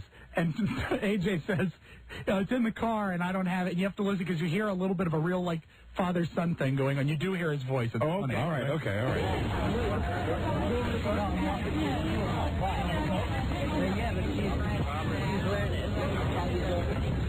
Oh, so you didn't leave it in the car? No, why? All right. You got it. Tony, stop. I just want to say we are desperate. We are really desperate to be listening to this just for a clip of James Gandolfini. We do have better Gandolfini later, just a little bit, but it does get better. But I just thought that was funny because it was really like he was being in the car. Where's your coat? And you can tell he doesn't have the Tony accent. Right. All right, now next where it says Bucco. Who is this? Oh, Charmaine Bucco, Mrs. Bucco. Now, is this an actual interview? Yeah, we have a brief moment. Okay, here we go. The lady who plays the restaurateur's wife. Yeah, everybody knows. That's the show I work for. It's a radio. It's a radio. That's a microphone. You're talking to that. What do you want me to say? Just read it. Hi, this is your name, and I play Mrs. Oh, hi, this is Catherine Narducci, and I play Charmaine Bucco on The Sopranos. And I never listened to who? Don Geronimo. Don Geronimo. And Mike O'Mara. Don Geronimo and Mike O'Mara. You don't listen to them, do you?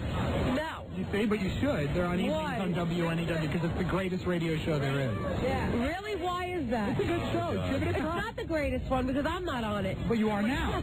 You are now. Oh, that's good. I like that. That's This is okay. about very soon after this. I abandoned the idea of the card because it was over too many of their heads. Okay. It said simply, "Hi, this is your name, and I play blank on The Sopranos, and I never listened to Don and Mike." And they all thought I was like trying to sell them something. Oh, I okay. eventually had to That's give up. too bad. I like the card. Who is Adriana? Oh, Christopher's girlfriend.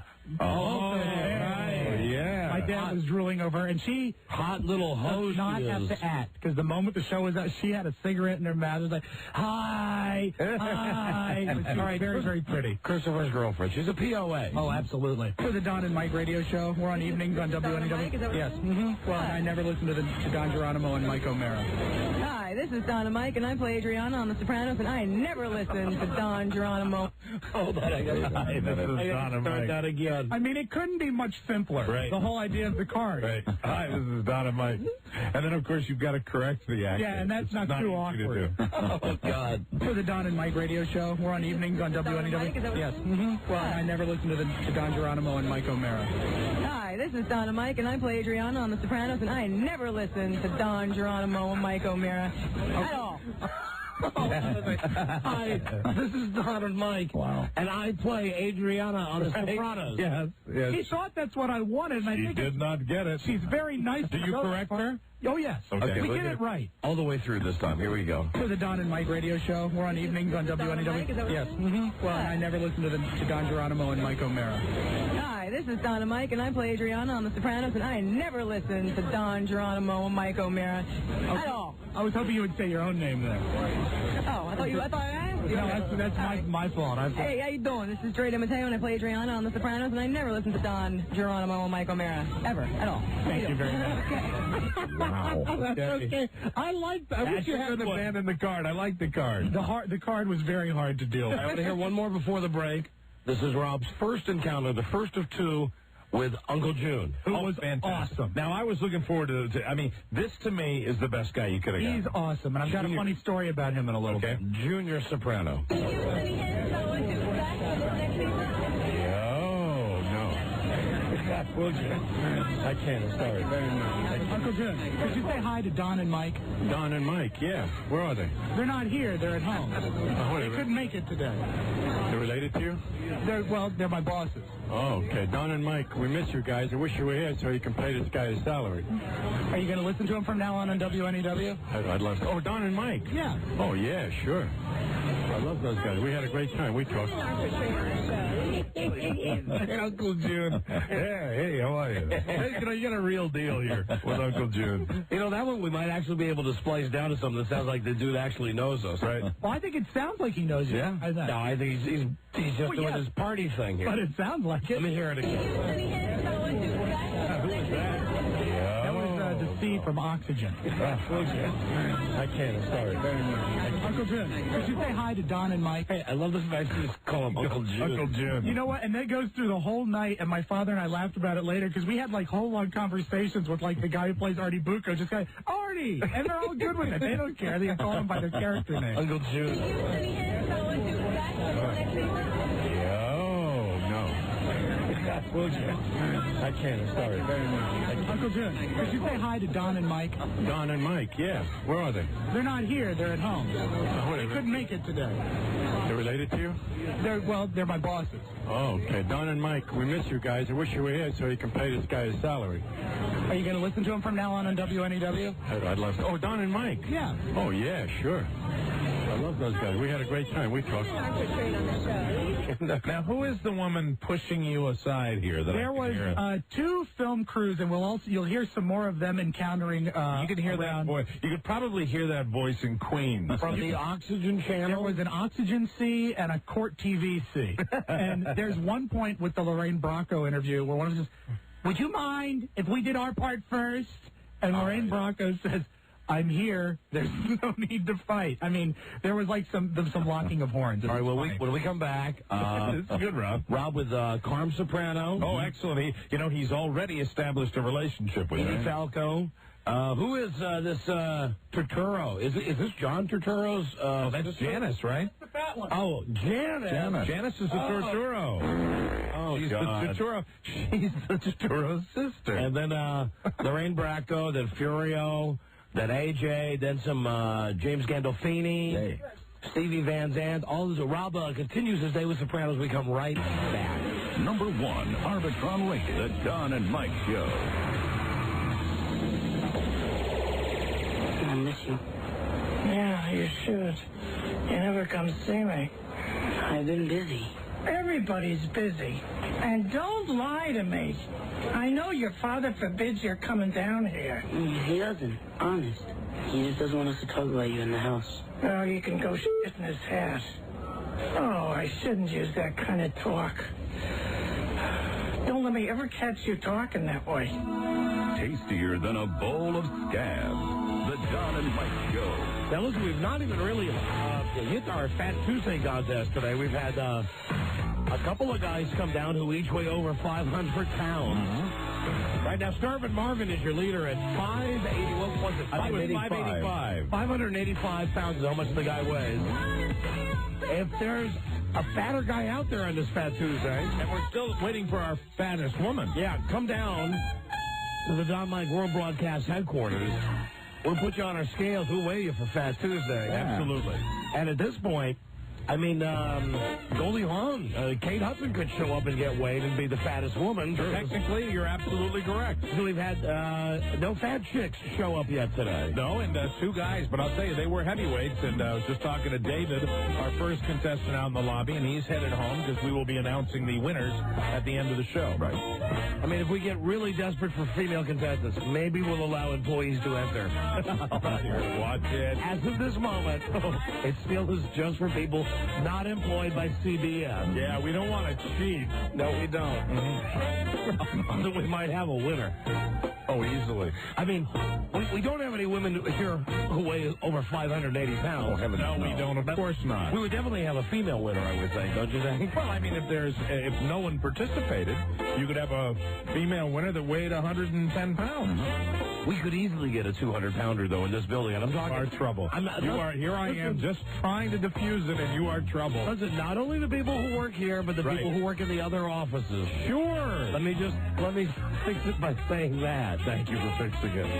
Much better. We get a 200-pounder. We can get a Whopper. We sure could. I think we could get a 250. I think so. You think so? Yeah. A 250? Yeah, because I am totally missing who you're... I don't know. 250. Let me just say that, have you ever seen her, I'm going to write the name down now, walking down the hall in a pair of slacks? All right. Okay. You were thinking of, yeah, but I don't think so. No way. You don't think she weighs 250? No, not even remotely close. Think she's over 200? I'll write down what are you going to write down? You write it down. What are you writing? Who you think would be the winner? No, that last person. Think she weighs 170? Yeah, or maybe even less. Really? Yeah, because I mean, women are light. Yeah. Have you ever seen her booty though? Yes. I mean, Mr. Spicoli, you're on dangerous ground here. I know I am. Okay, all right. Well, contest is still open. Absolutely, to non-employees. Yes, right. Guys, you've got to top 585 pounds. Girls, or wide open. Anything. Wide open. You. I love it. Okay, let's get back to the Sopranos tapes. All right. You know, maybe we should just open it to women who work here. Now stop. Stop it, you. Why? It would be a nice... Well, they'd be just like women in the audience. They'd have to participate. There could That's be what no... I mean. There could be no cajoling. No, right, yeah. Right. And a lot of the women have left for the day. The building is rapidly emptying. It is, of course, 5:30 Eastern time. I think some of the main contestants are still here, though. But all the early bird specials on the buffet stop at 6. Both of you. And you? Johnny Enablerari? Oh, God. Behave, boys. All right, we are. We work here. I know we do. Mike, I'm talking about people who work somewhere else. Listen, there are 2 other separate offices in the same building. Right. With us. Of course there are. There are. We don't even know the names of them. There's the people in the suite 158 next door. Do you know anybody over there? I've seen the women there. Yeah, I don't know any of them. And then there's the women upstairs. Yeah. I've seen the women upstairs. Sure. Well, they wouldn't count. You see, it wouldn't be employees or ineligible. Yeah, you'd have those people who are not employees. They could enter the contest. That's who I was talking Right, to, Mike. of course. That's who I was talking to. Of course, I knew that. I knew that all along. Okay. Oh, God. Okay. Here we go. Back to Sopranos tape now. This is Robbie Spiewak talking to Edie Falco, Carm Soprano. You remember last year... So far, so great, Rob. I love this. Thank you, Mike. Last year, Rob had a real drunken encounter with her when he said, "So pretty, so put upon." Yeah, it sounds to me like you're really doing battle to get to these people, and I appreciate that. There were no fewer than 10 Falcos to be herded up, and she was surrounded by 2 HBO muckety-mucks. Right. And all these women that all look like Carm Soprano are just sort of prowling around. I really only get her for like a few seconds, and this is an honest-to-God true story. The lady at HBO went up to get her, and she was on a payphone in the hotel, and she said, no, it's okay, I'm just pretending to be on the phone so people won't bother me. Wow. So that's what Edie Falco was doing to avoid the press. Now who's Rob? With Carm Soprano. We are joined again this year. We talked to her last year at the same time by the very beautiful Emmy Award-winning Edie Falco. So beautiful, so put upon. Will you please say hi to Don and Mike? Hello, Don and Mike. What do we have to look forward to in The Sopranos this season? So many things. I can't go into. Sorry. Thank you. You asked her the same dumb question you asked her last year. Trying to give her a leading question so she'd open up, and then she doesn't open up. She doesn't open up anyway. She's a tight-lipped one. I think it was a mistake to go away from the card. Well, I like the card got something going, because the card they're looking at and they'll talk to you about the card. Talk it down is one of my few mistakes. All right, let's hear Fat Janice now. Tony's sister. Okay. I think you like what I say to her. Hi, it's lovely and large. Hi, kid. Hi, how are you? Where are they? No, I'm kidding. I just want to send you guys a big, sexy kiss. Bye. All right, so where are we going? Thank you very much. What do we have to look forward to with your character this year? Is she going to be really nice like usual? I think she's a very nice, good-hearted person. That's my idea of her. I'll see you in there by the food table. Okay, thanks. Wow, a fat joke with her. Yeah. How'd she take that? Right at the very beginning, you said lovely and large. No, I won't cheat. I had to put that's a tacked-on intro because I had to get to her so fast I couldn't say who she was at the beginning. Oh, wait. No. You're giving us the impression that you walked right up to her and said, "So lovely and large." But the thing about the food table, I did say right to her. Let me hear this again. You sly, you radio editor. There you go. Listen to this. Hi, it's lovely and large. Hi, kid. Hi, how are you? Where are they? No, I'm kidding. I just want to send you guys a big, sexy kiss. Bye. All right, so where are we going? Thank you very much. You. Forward with your character. You. Be really nice like usual. I think she's a very nice, good-hearted person. That's my idea of her. I'll see you in there by the food table. Okay, thanks. Okay, get credit for that.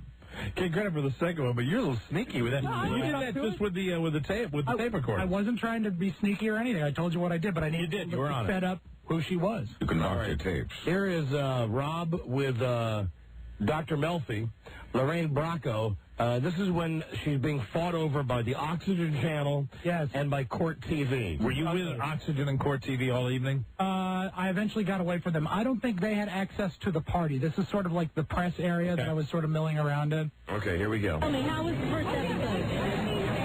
First episode's good. The whole season's good. I think this season is better than the second.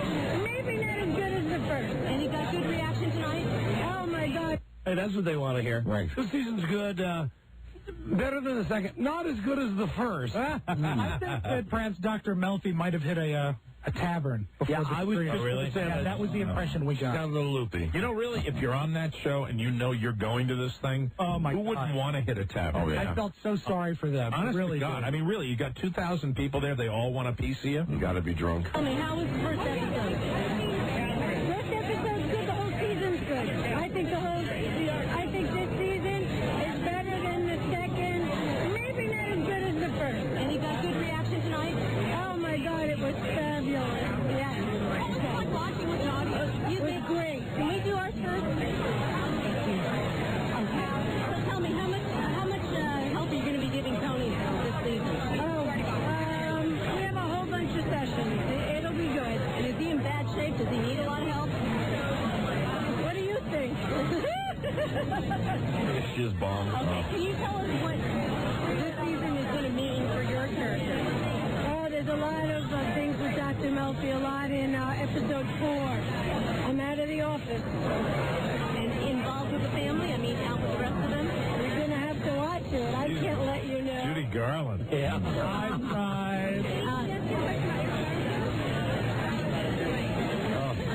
It sounds like such a CF. And, you know, These two I women. understand that you're going to be doing, you're almost done with the 13th episode right now. No, I'm not done yet. I still have... You know, It's like watching that TV show, The Mommies. It's really like, seriously, the cat sound effects when you play them right now. You've got Lorraine Bracco, who, if anybody ever saw that movie with Sean Connery, where she's in the jungle and they're looking for a cure for cancer, and you heard her voice there, Lorraine Bracco, when she's yelling, not pleasant to listen to. No. Then you get the two reporters who are fighting over her, and it's just like... At one point, I thought, I wish Don and Mike really could be here because they'd love this. This is so cool. This is about the time that they wouldn't even be here right now. You'd be going to a bar. Right out of the room. Okay, hold on. Joining us now is one of the girls who we gave a trip to New York to last week. Oh, good. Very good. Deirdre. I don't remember if... Deirdre? Yes. Are you the girl who was drinking Jack Daniels? No, that would be Angela. Angela, that's right. Okay. So you have a good time up there? I had an absolute blast. Beautiful. The guy who we hooked you up with, because that was a Highway Love Connection thing. Yes, Chris. Was there any love on your date? There was a definite attraction, but it didn't get much more physical than that because I have to say this, I had the period from hell. Oh, very inconvenient. Well, that doesn't mean you couldn't have taken care of his needs. Now, see, I can't be doing that. I don't come with my own lubricant. Jesus Christ. Wow. So you think you're going to date him again? Yeah. As a matter of fact, I'm going to see him tomorrow night. Excellent. Wow. Fantastic. Good. A real love connection. Really? So, Possibly. when you went up there, did you stay in the same room with him, or did you stay in separate rooms? No, we stayed in the same room. You did? The perfect gentleman. Oh, he was? Yeah. And did you do anything like the morning after? Not for radio, we didn't. Oh, that's... Hey. Maybe she did take care of his needs. Come on, what'd you do? A little Monica Lewinsky action? No, in all seriousness, we didn't actually get to do anything but sightsee. Oh, and I mean, really? the sights of the city. All right. You mean you didn't see his Empire State Building? No. You didn't see your Lincoln? Around. You didn't see your Lincoln Tunnel? Yeah. The tour. No, unfortunately, the tunnel gate was closed. The tour didn't start at his belt buckle. Nah. It didn't. So you were actually in the room with the guy. Was there one bed or two beds? There were 2 beds. Oh, 2 beds. What did you wear to bed? I have a satin pajamas that I love to wear. Really? So just the satin pajamas with nothing on underneath? Oh, absolutely not. Except a tampon. Yeah, absolutely. Oh, yeah. I mean, come on. A big Budgets tampon. must close. And what did he wear to bed? I actually let him go to bed first because it was my understanding that he was wearing nothing. Did he say that he was going to sleep naked? He said that he always did sleep Guys are naked. so horny. There's a guy who wants to get laid so bad. Hey, listen, I sleep in the nude, man. Right. You know, you wouldn't modify that a little bit. No. You know, when you're with somebody. You couldn't put on underpants and a T-shirt. Right. No. Yeah. Hey, listen, Deirdre, I sleep in the nude. You go out there, you out there in the middle of the bed, looks like a teepee. You're going to have to forgive me if my robe falls open.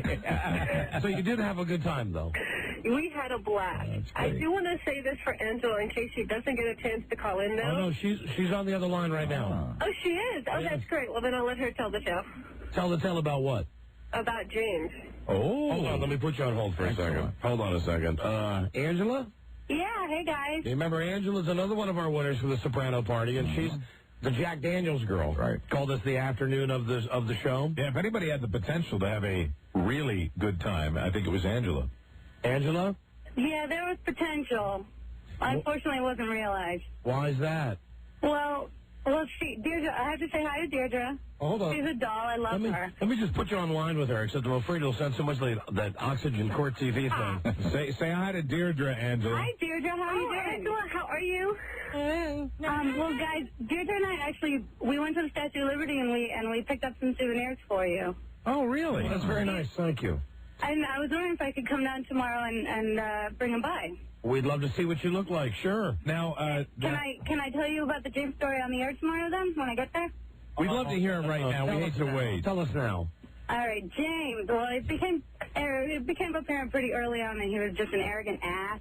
And this was after the Jack Daniels. All right, now this was the guy that you were with, Angela? Yes. Okay, James. Now, Angela, you're doing the talking now. So when we talked to you, you were having a little Jack Daniels, and it kind of sounded like you and James were getting along okay, but things did not obviously continue that way. At that point, we were getting along really nicely, and we had a little bit of smooching, but no more than that. Right.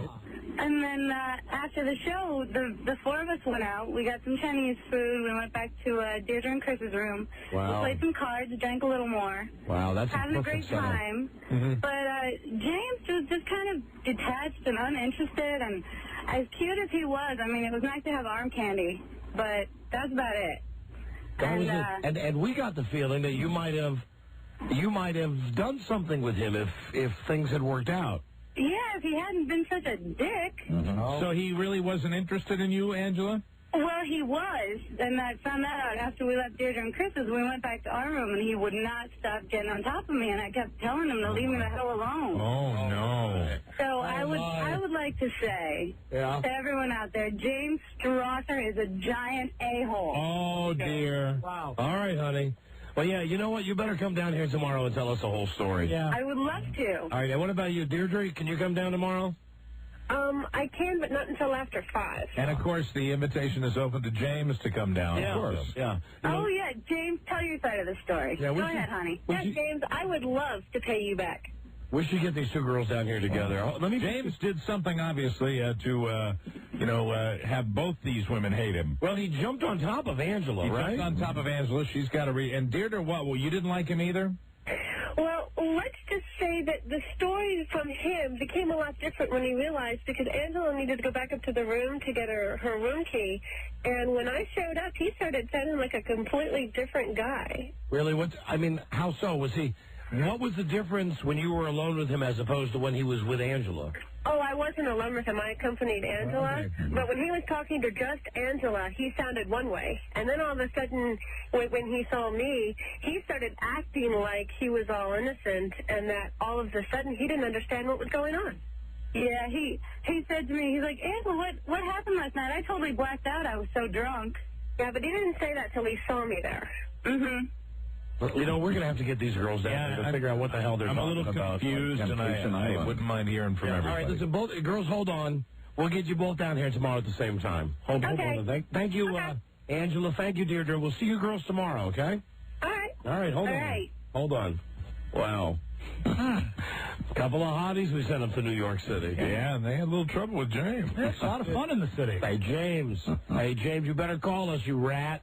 What are you doing jumping on top of that girl? Come on now, James. James. Why couldn't you have been like the other guy? I sleep in the nude. Yeah, right. And then he's a perfect gentleman. Yes, right. You know, absolutely. I sleep in the nude. If you'd like to come over. And you know that's the play. Right. Sure.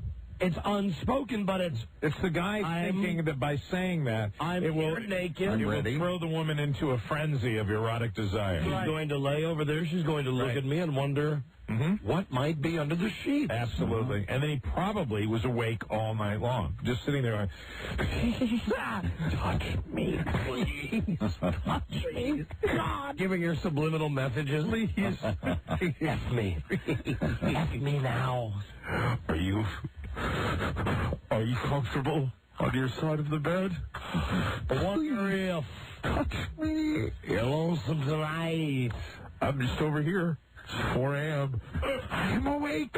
I'm naked. God, please come over here. No. I sleep nude. I'll be over here.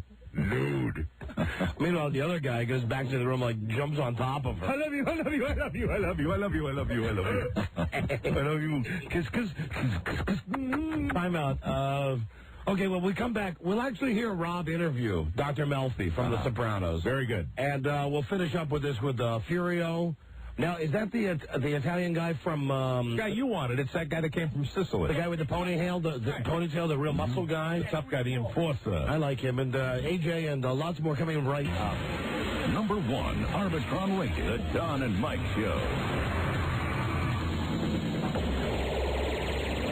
It's another Don and Mike Las Vegas style show. Don't miss out on the legendary fun and the top-notch adult entertainment. And now, here's Miss Bobby to tell you more. Okay, this Tuesday, the Don and Mike family packs their bags and heads to Frederick, Maryland. Experience the magic of Exhale Nightclub, 244 South Jefferson Street. Doors open at 6.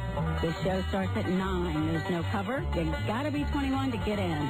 Call 301-698-9226 for more information. The Don and Mike Las Vegas style show. See you in the club. Don't miss it. Everybody loves Don and Mike.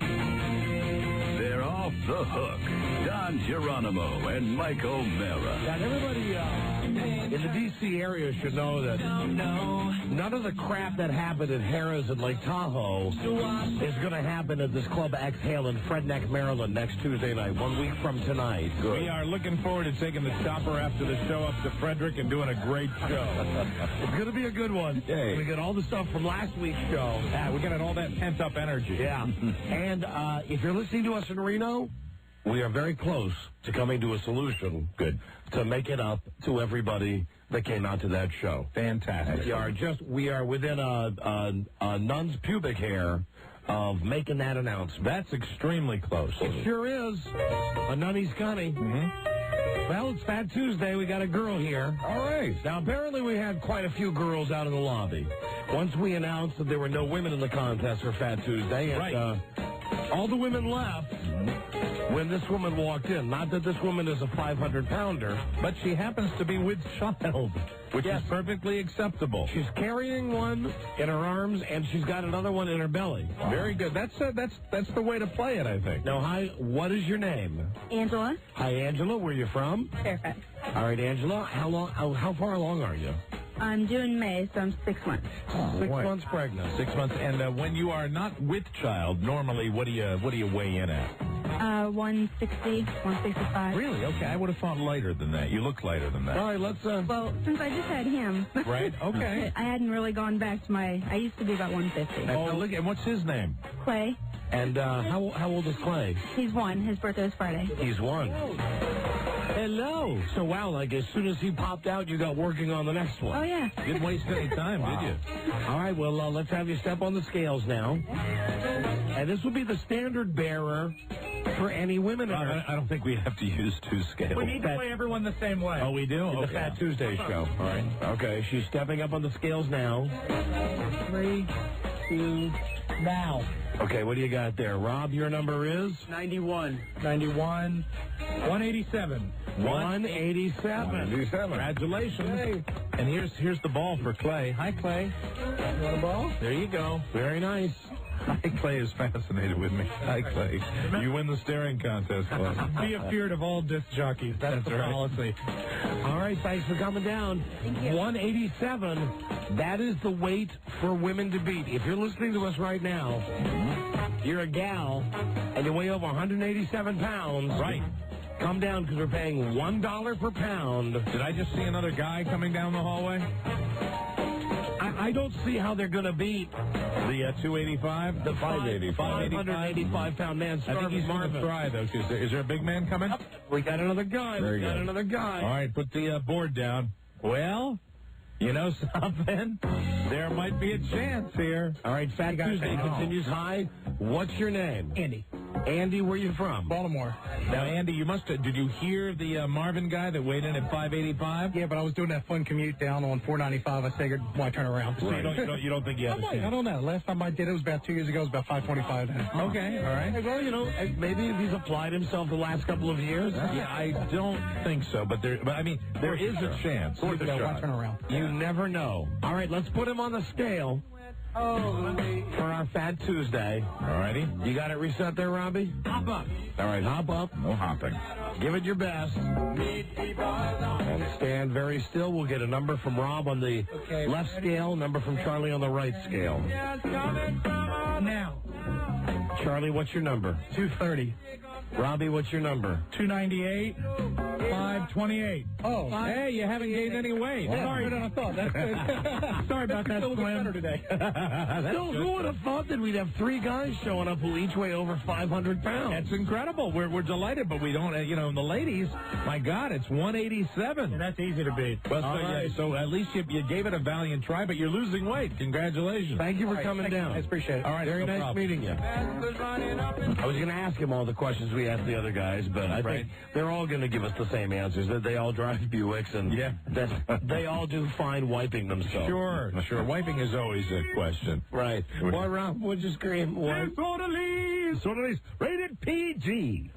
Yeah, we got three guys today who could have been in the Fat Boys. Absolutely. Right now, Starvin' Marvin is leading the guys. That's right. At 585 pounds on Fat Tuesday. That's going to be tough to beat Starvin' Marvin. Now, I don't think we're going to get another guy to beat him. And the pregnant girl who was just here. Right. Now, she was 187. She can easily be toppled. Yeah. Right. You know, all we have to do, I mean, we've got women that walk by here every day. Outside, not in the building. Now, not in the building. You are saying it now. No, I said walk by the window. Yeah, walk by the window on their way in the door. I didn't say that. You did. On their way down to the sales office. No. Sales? On their way up to the third floor. Oh, my God. Oh, me. Oh, my. Oh, my. Oh, my. Okay. All right. Hello. Don and Mike show. Yeah, was that Karaoke Andy that was just on there on the way in? Karaoke Andy? I don't know who Karaoke Andy is, sir. Hey, he's already left the building, sir, so we don't know. Oh, okay. Well, thanks. No, thank you. All right, bye-bye. Hello, Don and Mike show. Hey, Don. Yeah, hi. Will in Mobile at the real Mardi Gras, the real Fat Tuesday. Oh, yeah, you know, every year the people from our Mobile radio station, WABB, keep inviting us down. They say it's the real Mardi Gras down in Mobile, Alabama. They say that their Mardi Gras is better than the Mardi Gras in New Orleans. That's right. You having a good time down there? You bet it. Lake Titicaca is blowing up out here. Lake Titicaca? Yeah. Lake Titicaca. Yeah, everybody's having a lot of flashing. You name it, boys. I'll send you a tape of it. Here at Lake Titicaca. Now that's I didn't want to say, I didn't want to say the T word for you guys. You know, as much as I enjoy nudity and flashing, to me, those mooks that take the video cameras, you know, that's ruined the whole thing. Remember we were down, where were we, in Ybor City, where they all were sitting there and they would gather around, and it wasn't all about, you know, when it was just flashing, I think it was less, you had less packs of guys, like, zeroing in with cameras. I like when guys would just walk around with signs that said, show us your tees. Now it's this big, you know, they're getting ready to market a videotape, and, you know, a lot of guys are pros that are doing this down there and just trying to jam in there and get their video cameras. The internet. I don't like that. Yeah. So you were... What? Bro, I'm just going to get it so I can have some JO material so I quit looking at the same magazine. Well, if you're hard up for that, that's okay. So you mean you really are so desperate that you're going to take videotapes of girls flashing themselves so that you can later pleasure yourself to that tape? Why not? Every guy's got to have his... That's a horny guy. Every guy's got his nut. All right. Hey, you got to have it. Thank you, my friend. All right, brothers. Y'all take care. Right. See you later. Bye-bye. Yeah, they got a big-ass Mardi Gras down in Mobile, Alabama. They do indeed. Hello, Don and Mike show. Yeah, I want to enter someone in the contest For Fat Tuesday? Well, they got to be down here. Oh, well, we'll just call her up. You know her phone number. Her name's Frida. Oh, stop it, you. Get out of here, you douchebag. I'm just kidding, guys. Happy Fat Tuesday to you. Yeah, I'm kidding, too. F you. Hello, Don and Mike show. Hey, paisanos. If anything, my wife's getting too skinny. I mean, I was yelling at her the other day, saying you're too skinny. She looked really good the last time I saw her. See her naked. She's too skinny. Really going too far the other way. Yeah, I think. I mean, she looks good right now because the last couple of weeks she's backed off this anorexic thing and she started eating a little more. Too skinny. But a couple of weeks ago, she just looked too skinny. Wow. Hell must that be like somebody to tell you that. Hello. Hey, paisans. I'll never hear it. I don't think I'll ever hear it either. I mean, I think I could lose all the weight. I'm about 25 to 28 pounds away from my goal weight right now. I don't think I'll ever hear that even when I get to the alleged goal weight. Rob, you've lost 70 pounds. Do you think you'd ever hear the word too skinny? No, I could I could go under surgery and I'd still be fat. You know what? I'm positive. I could catch AIDS. I'd still be fat. Yeah, too skinny. Too skinny. Too skinny. That's a funny concept. Look at that big, fat, infected guy. Hello. Hey, Stugat. Right. Yes, you can call Tony Soprano, Jim Gandolfini. I know you have this phone number. Oh, you know, that's right, we do. Remember that time we got his voicemail? Absolutely. Hi, this is Jim. Yeah. Hey, do we still have that number? Hey, Rob, you got that in your big master book? You got Jim Gandolfini's phone number? Sure you do. Yeah. All right, anybody want to do a little wagering? Yes. If you'll pick up? I will wager that the number has been either changed or disconnected. Anybody want to bet? Anybody want to bet on that? It was over a year ago, wasn't it? I'll bet that it still is connected. Okay, let's see what happens. Okay. Be connected. I think it's still connected. He may even be there. I think they have now finally wrapped shooting on this season. James Gandolfini. Okay, let's see what happens right now. And we'll see if he'll say hi to us if he's there. It'd be just good getting his answering machine. Hi, it's Jim. And then we ran away like it was really Tony Soprano. Well, he's an intimidating man. Right. And he knows people now. Well, we got to get back to Rob's tape. Jesus Christ. Hold on. What prize do I get if I'm right? How about a hearty handshake? Yeah. Cha. Cha. As if. Whatever. Whatever. Well, it's ringing. Sounds like a real ring, Yeah, too. might be wrong.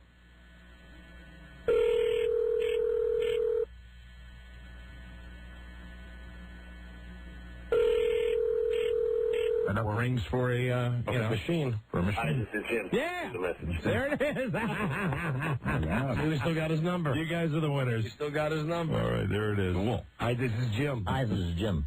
Hey, leave a number. Someday we'll have the balls to leave a message. Absolutely. Yeah, but we somehow feel he really is a mafia guy. Yeah, now we're too scared to leave him a message. Yeah. Too scared. He's very scary. Scary. All right, let's hear one more tape with Rob. I don't know what happened to this break. Oh, I know. Supposed to be short? Yeah. Well, no. The ladies came in to get weighed, and then we took phone calls. Big people came by. Right. Okay. That's right. Listen, let's hear Rob with Lorraine Bracco getting back to the Sopranos thing. Now, this is the actual interview? Yeah. Okay. Hey, thank you. Yeah. I won't keep you long. Could you just please say hi to Don Geronimo and Mike O'Mara? They're my bosses. They're sorry they couldn't make it tonight. So, Don and Michael, hey, how you doing? Nice to see you. Oh, you can't call him Michael. He'll get very upset. Why? It's just the way he is. Well, you're the psychiatrist. Call him Mikey? Would you like to say hi to Don and Mikey? Yeah, hey, Don and Mikey, how you doing? Thank you, Elaine Bracco. That's terrific, Rob. I enjoyed that. That's the keeper. Don and Mike. That's the keeper. Mike, where's my latest drink? All right, now Furio. These are funny. All three of these Now, are this funny. is the dude, when Tony and the crew went to Sicily. to Italy last year, They bring him back over. and I like him. You got the scary eyes. He's probably 6'5". Is he really Italian? He asked. You want me to do the endorsement before the tape's right? Do you want me to do it in character? He sounds like you or me. Oh, really? Okay. All right. Yeah, but he did the endorsements in character. You'll like. But he's excellent on the show because he's like Tony's #1 killer. And it's a tribute to what an actor he is because I really thought he might be genuinely Italian. So we have 3 different cuts from this guy? One is itself and one is an edit of the other. So you'll hear all 3. All right, here we go. Hello, Don and Mike. Come stai? How are you? This is the Furio Giunta. Come stai? All right. And let's go to Giunta. Giunta. Hello, Don and Mike from WJFK. This is the Furio Giunta from The Sopranos. I never listen to you. Goodbye. And then one without JFK in it. Okay. Hello, Don and Mike. This is the Furio Giunta from The Sopranos. I never listen to you. Goodbye. That's the keeper. Goodbye. That's good. I like that. All right, now, who is Hesh? Hesh is the old Jewish record executive guy that is. Oh, right. He kind of like shut up. He doubles as Tony's psychiatrist. Hold on, I'm missing one here. Peter Bogdanovich? Yeah. He plays Dr. Melfi's psychiatrist. And he's also a great director. Yeah, great right. director. Okay, all right. Last Picture Show, right? Right, Okay, exactly. here he is. Peter Bogdanovich, one of the greatest directors of the last many years. I loved Last Picture Show. It's one of my favorites. Could you please say hi to Don Geronimo and Mike O'Mara? Hi, Don Geronimo and Mike O'Mara. How are you? And will you tell them that you never listen to their show? I never listen to your show, except all the time. Well, you can check them out on WNEW. We're on at 7 o'clock at night right here in New York City. I have heard the show. You have? Yeah, sure. You love it? You got a little homo Joe. We do it in black and white. I thought you'd appreciate that. That's why I like it. You got a little of the homo Joe disease. I was nervous. I'm a big fan of his. And you got another guy who's lying, who says that he's just like when Uncle June said, "Oh yeah, I know them." But he laughed because I said we broadcast the show in black and white. I'm all scungili. All right, and then one more before the break here, and this is Hesh. This is the old record guy. Right, he owns the record company that had the run-in with the rap star in season 1. Okay, here we go. Here is a powerful record executive, Hesh, to say hi to Don and Mike. Do you know who the character was named after? I don't. The Hesh character is supposedly a guy named Mel Levy, who was a big record man in the old days. Bluebird Records or something. No kidding. Yeah. Well, that's very cool. So if you would just say hi to Don and Mike and tell them that you never listen to their show. Hi, Don and Mike. I would listen to you every night. Are they on every night? They're on every night, but you don't listen. But you will. We're on WNEW. Are you really? Yes, sir. Well, then I will listen. If we had a great producer like you, Mr. Hesh, then people would listen. You got it. Did you enjoy the show? It was fantastic. And just when I thought the first episode was great, second one was even better. Really fine. Rob had his finger, nice ass kissing there, Rob. He had his finger inside of Hesh. Yeah, you're giving him a prostate exam while you were doing that interview. I had to interrupt him. He was eating chocolate-covered strawberries. All right, when we come back, we will mercifully... That wasn't chocolate. Here's the end of this. Oh, and Rob has his reunion with A.J. Soprano. All right, good. A little tiny bit of James Gandolfini. He was very tough to get to. Stevie Van Zandt, who I friggin' hate. But we'll hear him anyway. Rob's surprise. And then Arthur Bucco and Christopher Imperioli. It makes me laugh that you hate Stephen Van Zandt on that show. I don't like. He's my least favorite too, but it's just somehow comical. I hate him. I like Christopher better than I like him. Oh, absolutely. Okay, so you'll hear the rest of Rob with Sopranos. We come right back. Number 1, Arbitron rated, The Don and Mike Show. You can come to my office, lie on my couch, and cry about your mammy. God damn it. Right. The Don and Mike Show. Right. Yeah. Hello, Don and Mike. I just would like to say that I think it's unfair that the pregnant woman should be allowed to enter the contest as well, because she's 2 people. And my girlfriend sat in the car and got real scared. She would have been great. She could have used the money. Well, she should have come in. Listen, if there are Siamese conjoined twins, we would let them play and count them as one person. Sure. Well, what if I told you that she has a little person on her butt? A little person in her butt? No. No, but really, this woman, she's 2 people. I mean, were you going to weigh her son? Well, you know what? We at the time that she participated, she just came down here, and because she has a little person in her tummy, that person is still part of her, and so that's okay. And, honey, there are other women who are here right now to compete. And I hear other women that are going to probably blow her out of the water. Right. Okay. All right. Okay? All right, goodbye. Thanks. Bye-bye. Bye-bye. Hello, Don and Mike Show. Hello, Don and Mike. Hi there. Hi there. You guys are great. Oh, thanks. Yeah, I listen every night when I come home from work. Thank you. And I love the thing about James Gandolfini. I love him. I think he is so cool. Yes, well, you'll hear Rob have I understand, a 5-second conversation, 6-second conversation with James Gandolfini before the show is over today. Hey, Rob, Well, that's awesome. 'Cause I'll sit in my driveway even if you're not finished. Yeah. Does any of that conversation involve James Gandolfini saying thank you? I believe it does. Oh, all right. Okay. All right, hey, thank you for the call, honey. Hey, thanks Thank a lot. you. You guys are great. Bye-bye. I listen to you every day, and I love you guys. We love you a long time. Thank you. You might say you're welcome. Why don't you get the girls in here, Robbie? Okie doke. We got more girls for Fat Tuesday. Excellent. Hello, Don and Mike. Hey, I said that too, bud. Yeah. Hello. Funny how that happened. Hello, yeah. What's going on, guys? Hey, buddy. Hey, what happened in Greenville? What happened in Greenville? Yes. What do you mean what happened in Greenville? That's old news. Where you been? There was Well, a body. I can't hear you guys, so I don't know. There was a body. Right, don't you read the newspapers? There was a body? No, I didn't, man. Yeah, there was a body and a shooting. Okay, listen, I'll tell you, and this is no BS, I swear to God, we will be back in Greenville on March 4th. No, hell no. Hell no, I agree. And not necessarily our first choice, incidentally. Okay. Well, But we are kind of, as I mentioned, goodbye.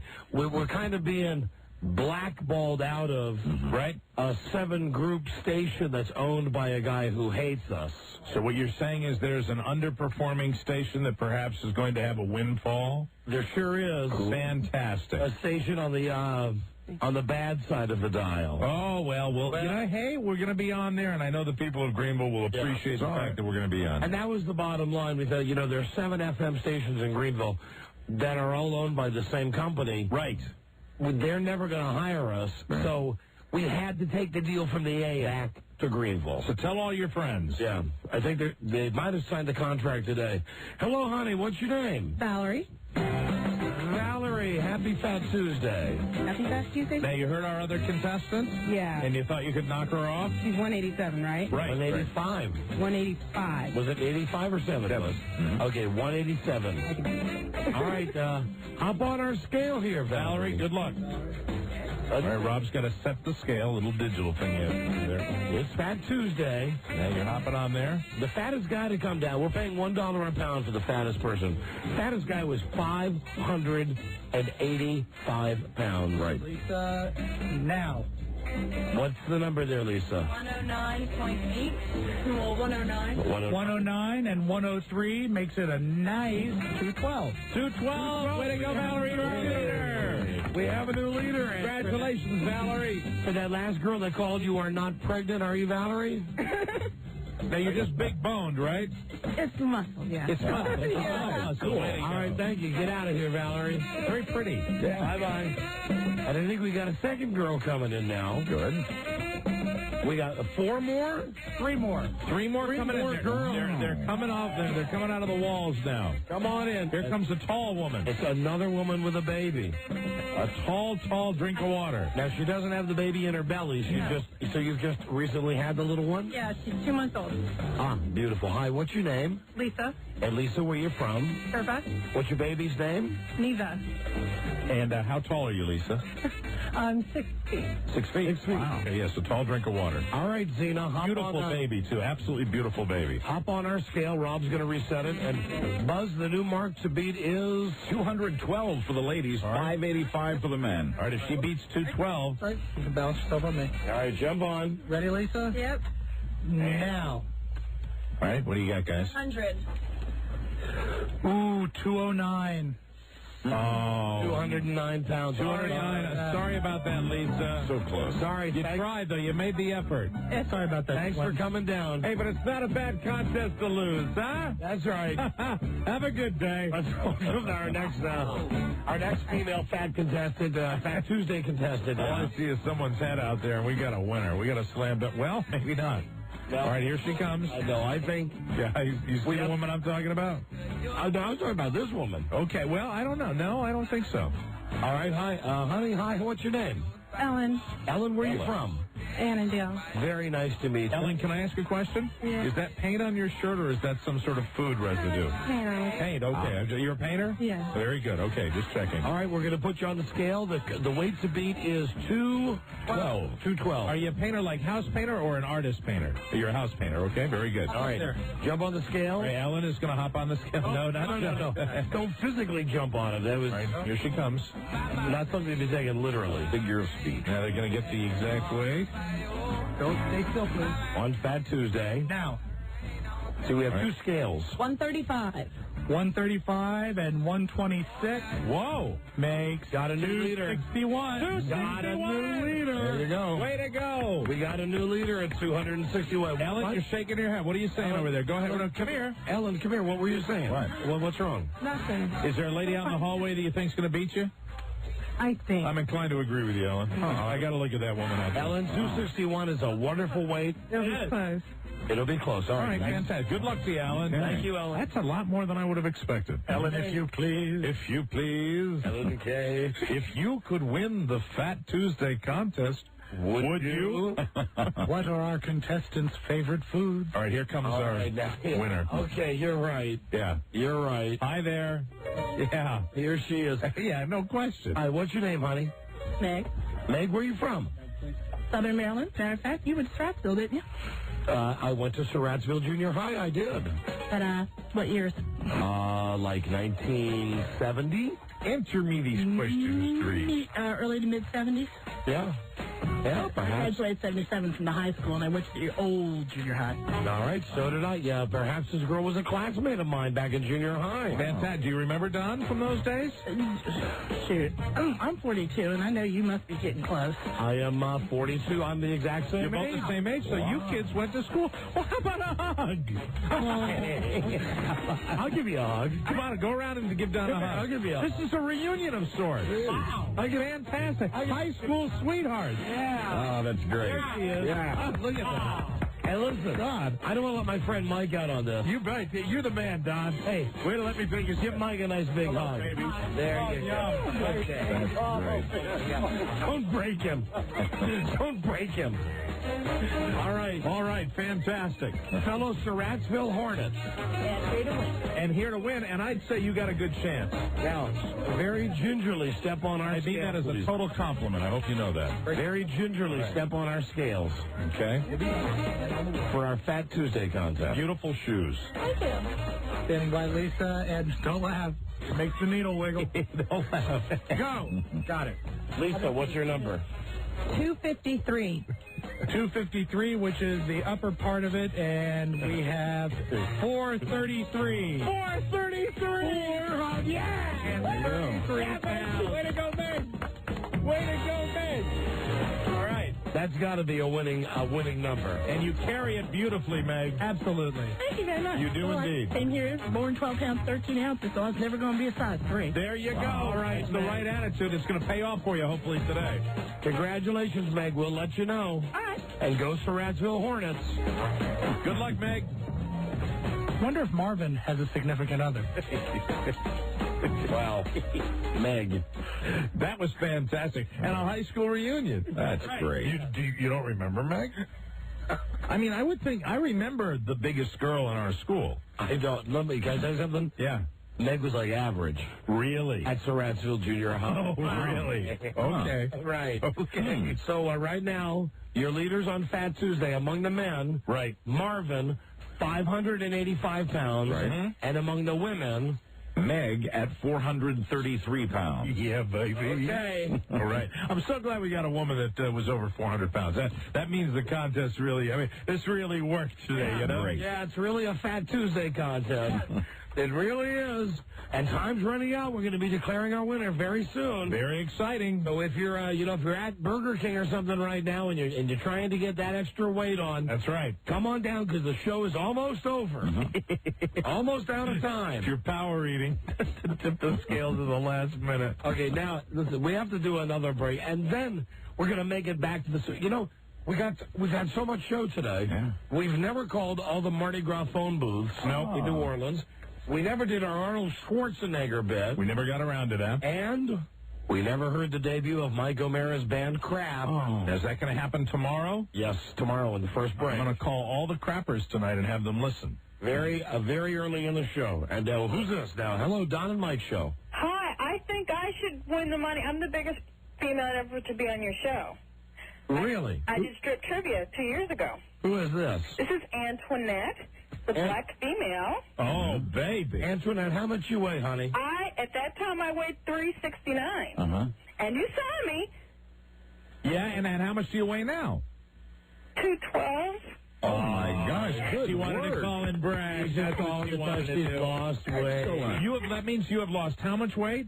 160 pounds. Oh, my God. Way to go. Beautiful, honey. Good job. Beautiful. Thank you. Congratulations. Come down and visit us and let us see your new svelte shape. So I don't count anymore? I was the biggest. I know you were. No, yeah. Come on down and show us what you look like now. Okay. All naked. All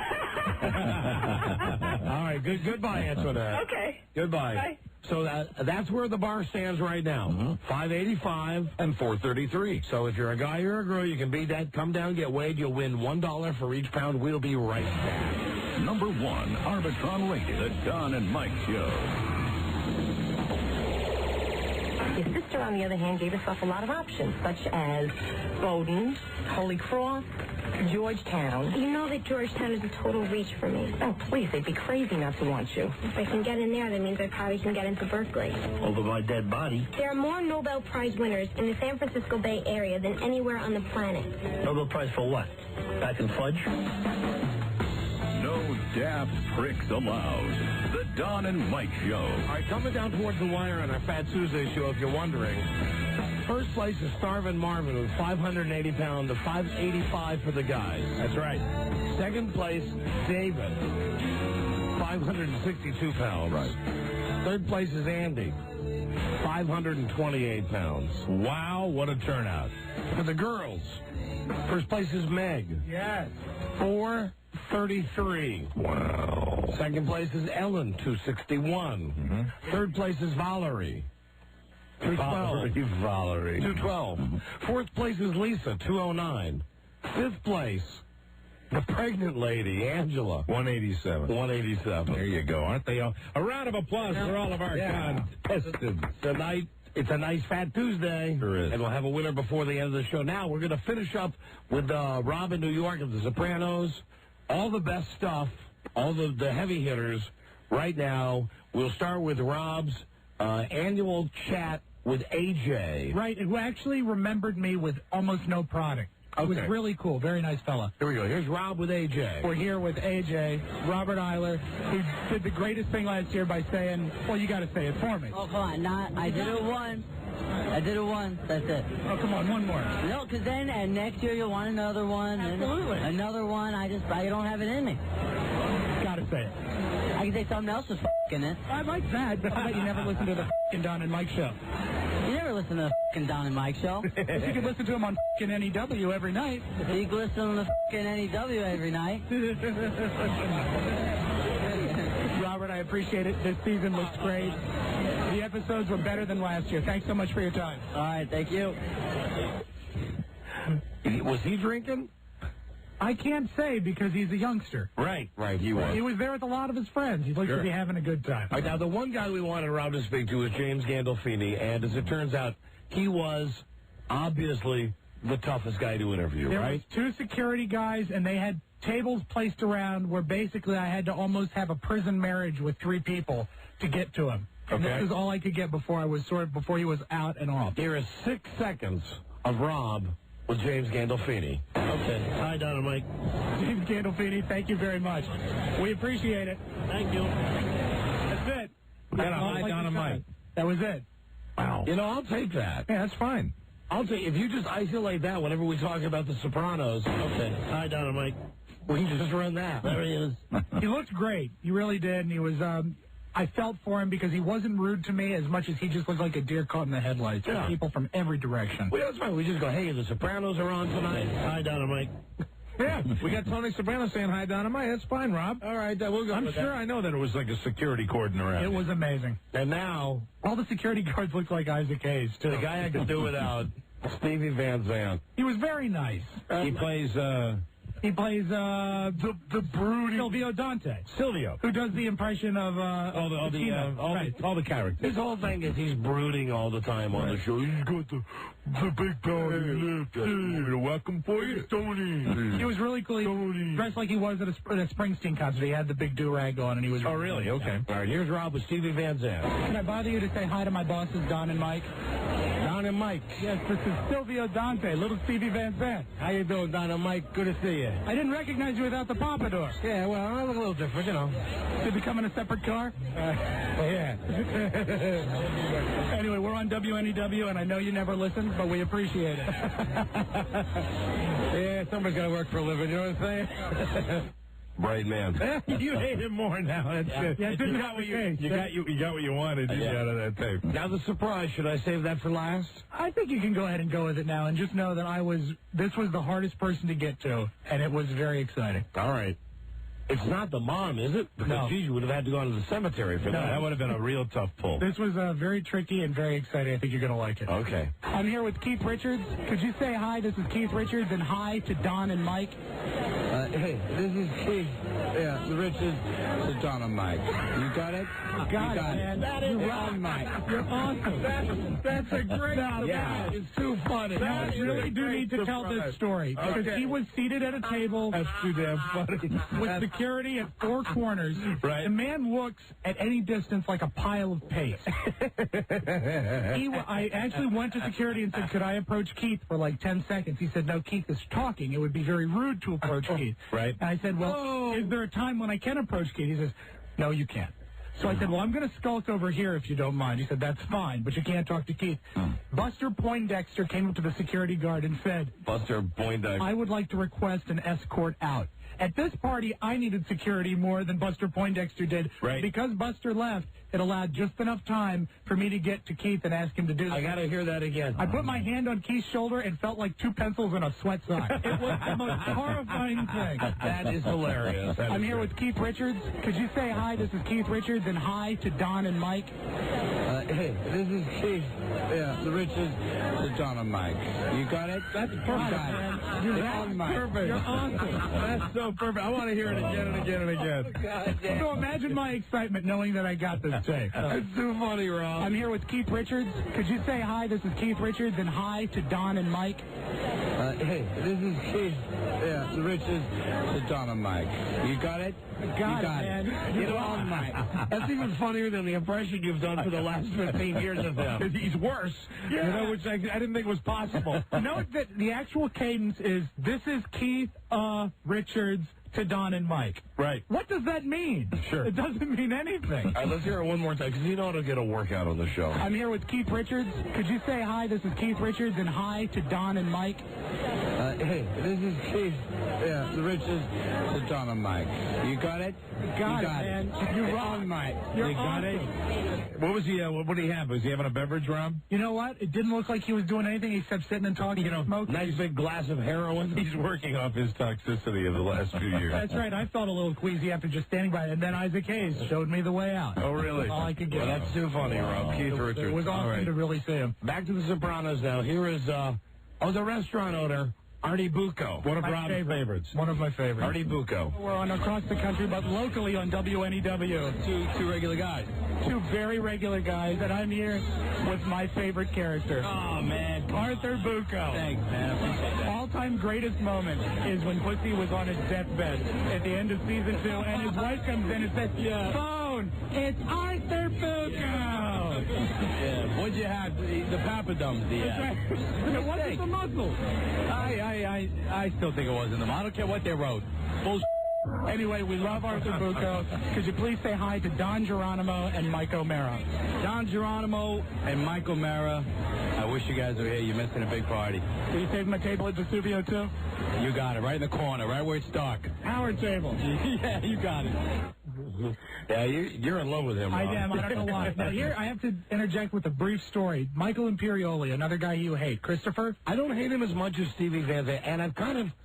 come around on Christopher. I don't hate him as much. You didn't like the storylines. I didn't either. There was too much Christopher. I enjoyed the second year when Christopher got involved, like with the Wall Street stuff. Right. That's when I started to turn around on Christopher. But when he did the plays and he was being the actor, you didn't like it. I didn't like it. He was also sort of holding court and being, I won't say a jerk, but also he was a deer in the headlights type guy. And as I was trying to get to him, there was a nice older lady who was dying to get her picture taken with him. And for anybody that remembers Goodfellas, he was Spider, the kid that gets shot by Joe Pesci. Right. Do I amuse you? Right. And I said, are you trying to get to him too? And she said, all I want is a picture. And she was very nice. And I said, well, listen, you go ahead of me. And he sort of blew her off. And I said, excuse me, this lady's been waiting a long time. Could you have a picture taken with her? And he finally relented and said yes. Wow. It turned out this lady was Uncle June's sister. Wow. In real life. So this is how I got back to Uncle June and had more quality time. So I don't even know her name. So hi to Aunt June. She's very nice. And Michael Imperioli was sort of a dick to me. Okay, here he is. Christopher from The Sopranos. Cheers. Thank you very much for your time. Could you say hi to Don and Mike, sir? Hi, Don and Mike. That's Michael Imperioli, Christopher Malfasati. We love your work. You're excellent. Nice nose. He couldn't have been more of a jerk. He was just nose. All right, now here is Rob's second meeting with Junior. You can practically visualize you walking away from that after. Thank you, we love your work. Nice nose. All right, now here's Rob the second time with Junior Soprano. And he does a great goofy laugh in here, says a couple funny things, and also I get my picture taken with him so you get to hear all this good stuff. Okay, here we go. I've done a favor with your sister. Yes. And I was wondering if you could say a couple things for me. You already said hi to Don and Mike, and I appreciate that. WNEW. Right? Could you say Don and Mike, what you don't know could fill a book? Hey, Don and Mike, what you don't know could fill a book. And now we're all in the picture. Look, here we are. Thank you. My sister's very shy. I can tell. John Fiordelisi, you have anything to say to WNEW? John, anything to say to WNEW? Great station. Lead a straight life, a life of crime, look where it gets you. Is that him? Yes, Uncle June. Any last parting words to Don and Mike, Uncle June? Oh, I'm missing my food. My food is ready. Thank you, Uncle June. Thanks, guys. Thank you, guys. Thank you, Aunt June. Thank you, Don and Mike. Well, we could definitely use the beginning of that where he said, Don and Mike, what you don't know could fill a book. You don't know could fill a book. Doing a favor with your sister. Yes. And I was wondering if you could say a couple things for me. You already said hi to Don and Mike, and I appreciate that. WNEW. Right? Could you say Don and Mike, what you don't know could fill a book? Hey, Don and Mike, what you don't know could fill a book. That's funny. Yeah, there's a lot of good stuff you can isolate off. Absolutely. All right, well, listen, beautiful job. Do I have to hear your closing? You don't have to hear it if you don't want. What is it? It's just me saying that I think I want to get to second base with Aunt June, and good night, everybody. Oh, all right, well. Yeah. Well, Don and Mike, it's a busy night drawing to a close in New York City, and we're all a little heady. No, that's enough. Yeah. Okay. All right, thank you. It was Rob. a great Good job, Rob. Next year, alcohol before you do it. Very nice. Great job. We got us some good tape. We can use the tape with Gandolfini. We can use the tape with AJ dropping the F-bomb. Sure. I think we can use... we can use James Gandolfini, too. Yeah, and we can... well, I think I said that, right? Gandolfini, AJ... And Uncle June, of course. And Uncle June. Oh, and don't forget the Keith Richards today. Keith Richards, which will be legendary. Absolutely. Time now for news and comments with Buzzy. Yes, it is. In a world where owning a radio was strictly forbidden, one man found a way to bring good news to his people. He made it up. And Buzz, I don't even have to ask. Yes? This has to be your lead story tonight. I'm here with Keith Richards. Could you say hi? This is Keith Richards, and hi to Don and Mike. Hey, this is Keith. Yeah, the Richards. This is Don and Mike. You got it? How funny is that? That's fine. How funny is that? Keith Richards says hi to Don and Mike. But now, what's the lead tonight, Buzz? Tonight, Bush on TV. Oh, Booze. Okay, Booze. Stay tuned for news and comment coming up on the Don and Mike Show. Oh, and listen. Also got to tell you, the Fat Tuesday contest is not over yet. Yeah, baby. I've just been handed a note from Lisa. Another girl who she thinks has a shot of winning. Whoa! So we'll have another weigh-in. Good. And we'll start the news and comments with Buzz when we come right back. Number 1, Arbitron rated, the Don and Mike Show.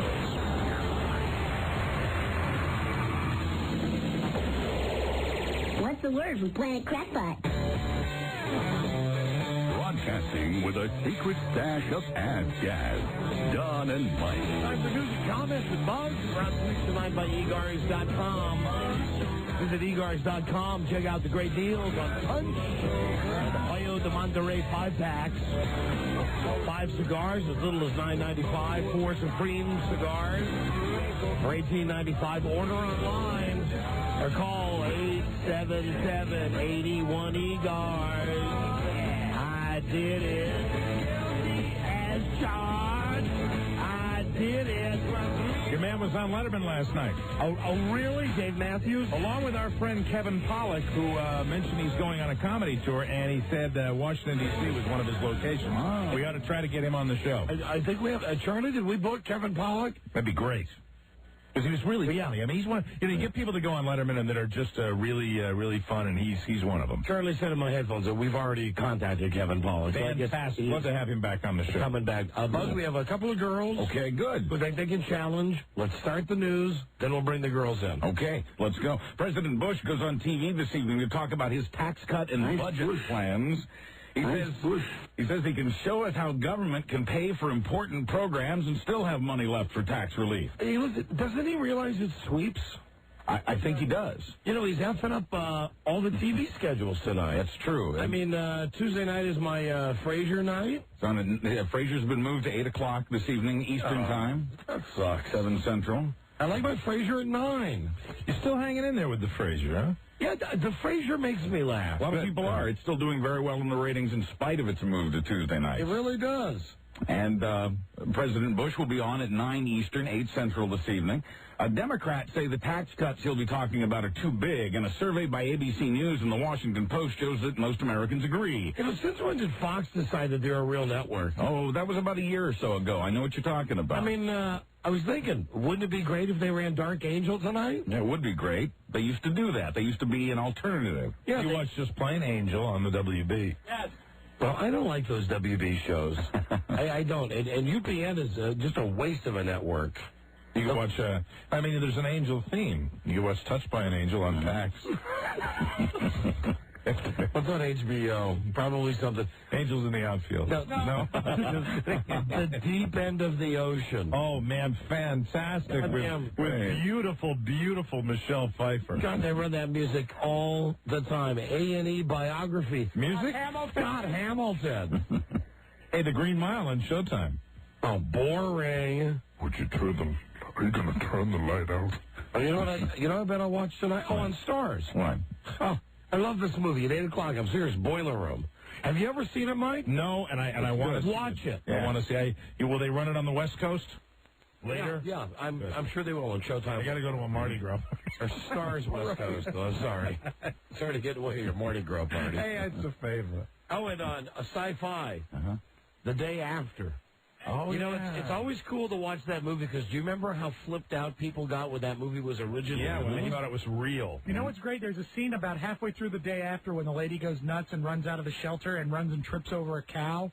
The cow is made of styrofoam, and the cow moves when she trips over it. It's very funny. What the hell are you watching other stuff for when WGN's got Steel Magnolias? Oh, yeah. Oh, what was I thinking? Oh, Olympia. What am I thinking? What the program boys. Okay.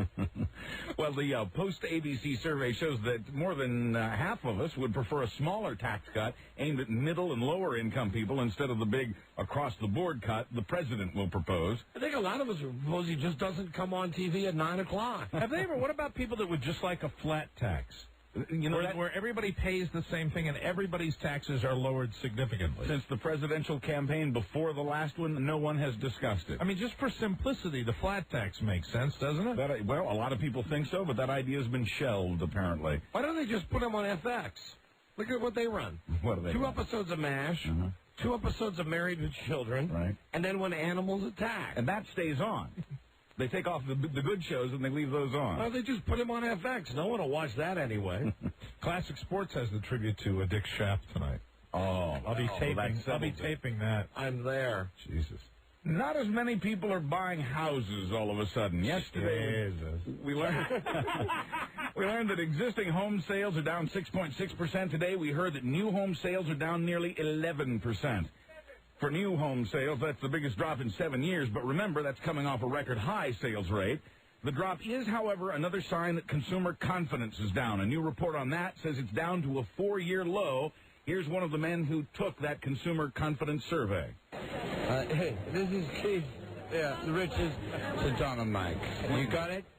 That explains so much. It already works, Rob. Just raw, all by itself. All right, hold on. Again, Buzz? From the Consumer Confidence Board, the latest report on Americans' consumer confidence. I know, as a Green Bay Packer and a professional athlete, no, I don't. I've disappointed many, many people.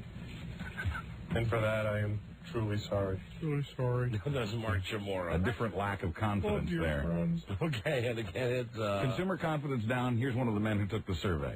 If you have a question, I know we can help you too. I want you to pick up the phone and give us a try. This call is free.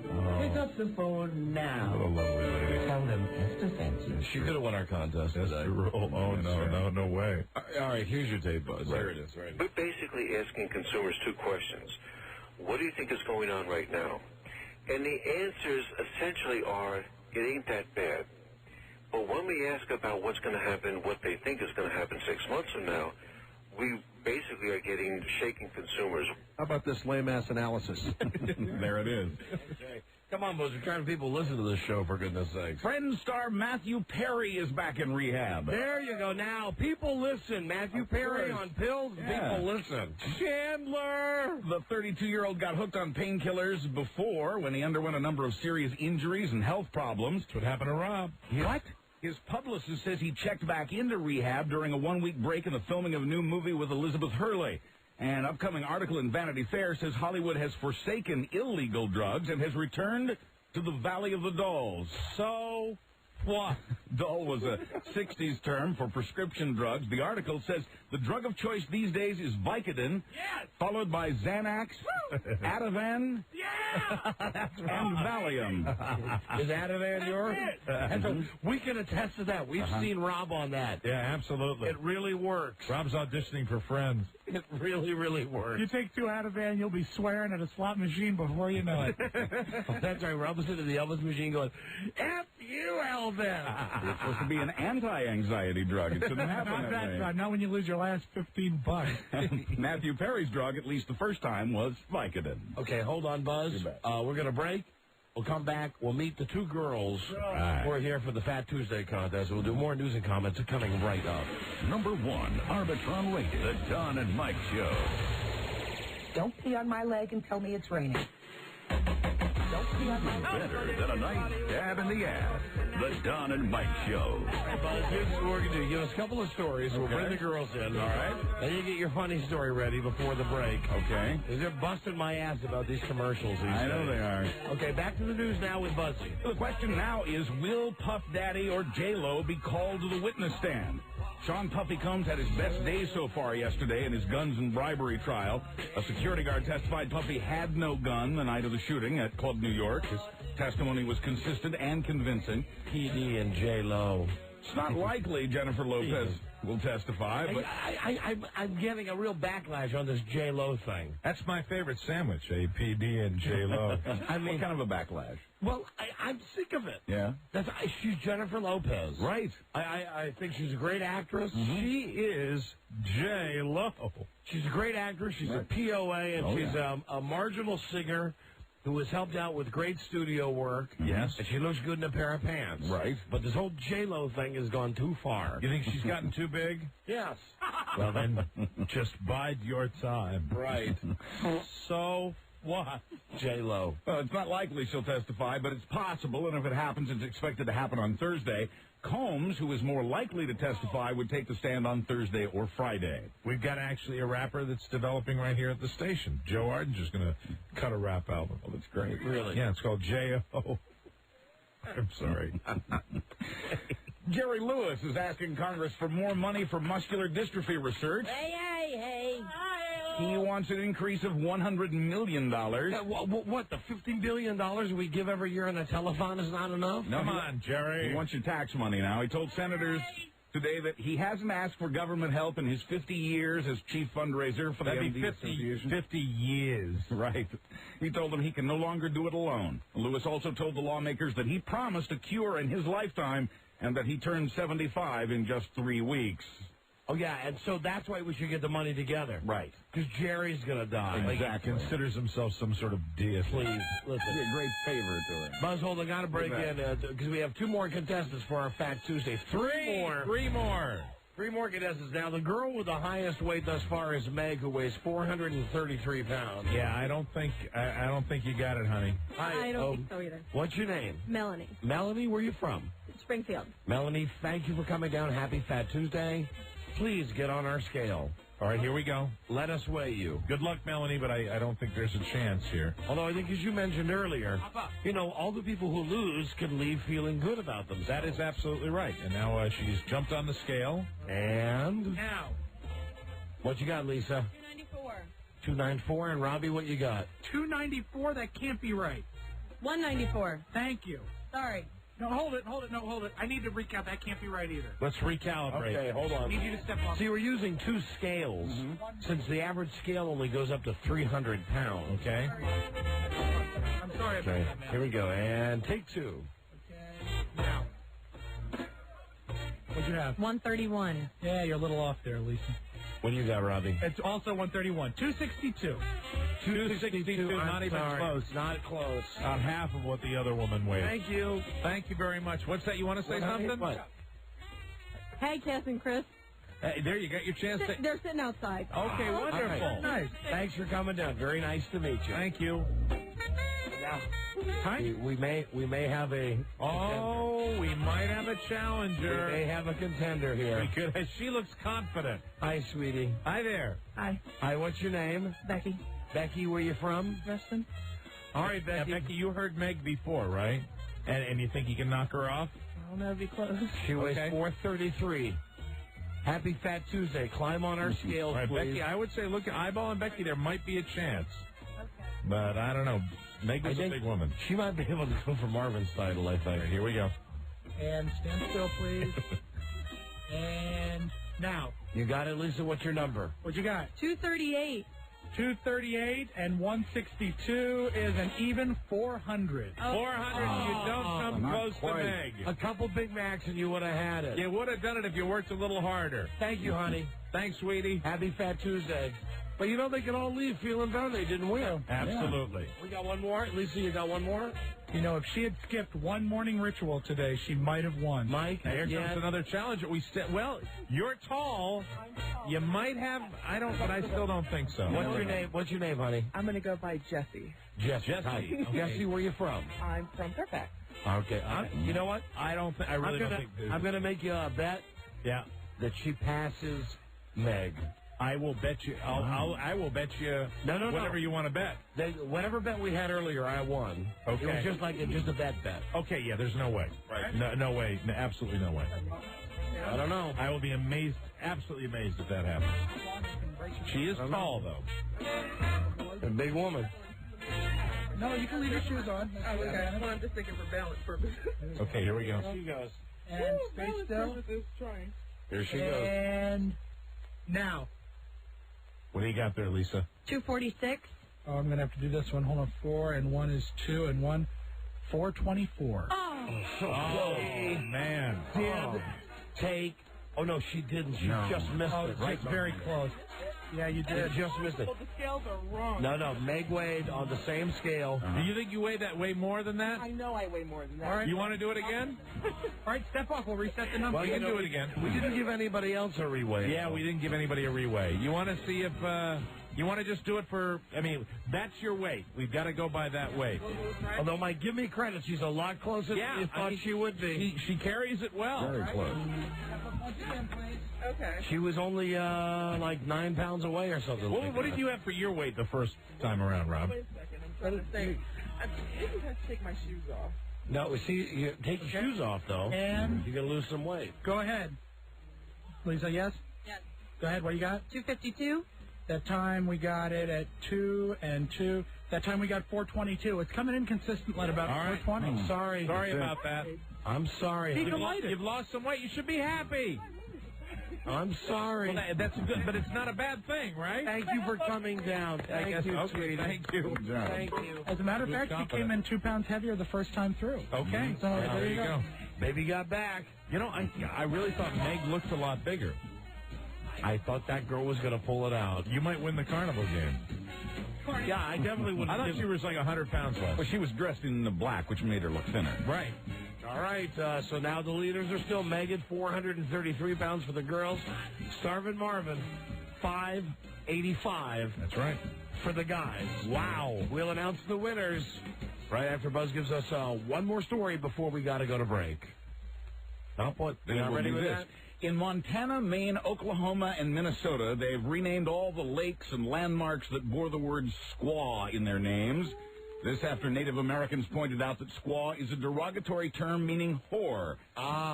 Derived from its original meaning, vagina. Yes, at Camp Spiewak. In Idaho, however, lawmakers have voted not to wipe the word off their maps. So the 93 places in Idaho that bear the word will continue to do so. You notice I didn't use the word Bonnie Bernstein, the word Bonnie Bernstein, in relation to squaw. You're disciplining yourself. Right, because I want Bonnie to know I love her. Mm-hmm. Supporters of the change say it would show the world that Idaho embraces diversity. Whore Lake and Whore Valley. She's my squaw.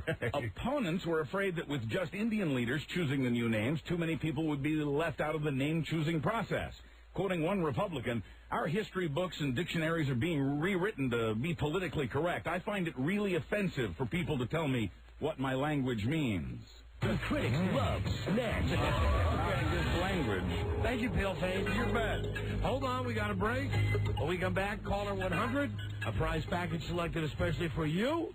And we'll announce the winners of the Fat Tuesday contest. Very exciting. Call Lisa now at 877-365-3636. 100th caller, you get it. Number 1, Arbitron rated, The Don and Mike Show. Come on, Pebbles. You too, Dino. Daddy's speaking on the radio. They love the smell of their own farts. Don and Mike. Oh, we do, and we've got to smell lots of other people's farts in here today. Let's go with the winners on the Fat Tuesday. No, just talking to a Charlie Broyhill about tomorrow. We want to follow this up with the Ass Wednesday show. I think we've had plenty. Yeah. I mean, I don't think you like the biggest ass. Yeah, we don't need to spend tomorrow looking measuring the biggest ass. Yeah. You know, though. Ass Wednesday. Think about it with the tape measure. Yeah. Maybe we could have it done in the lobby. I'm not sure you want to have that done in the street. Well, it wouldn't have to be a naked ass. It could be an ass. You know, it sometimes doesn't matter. The widest ass. Widest ass could be measured with covering. And we could pay. We had plenty of covering. $1 an inch. Right. Absolutely. And once again, I'm thinking of some women who work here who could enter the contest. We're going to have the Ass Wednesday contest? $10. Hold on. Charlie has just come up and upped the ante. Yeah.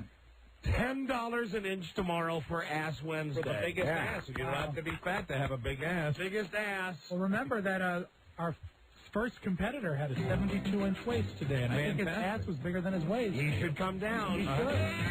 All right, well, listen, tomorrow, then that's the decision. All right. Ass Wednesday. Right.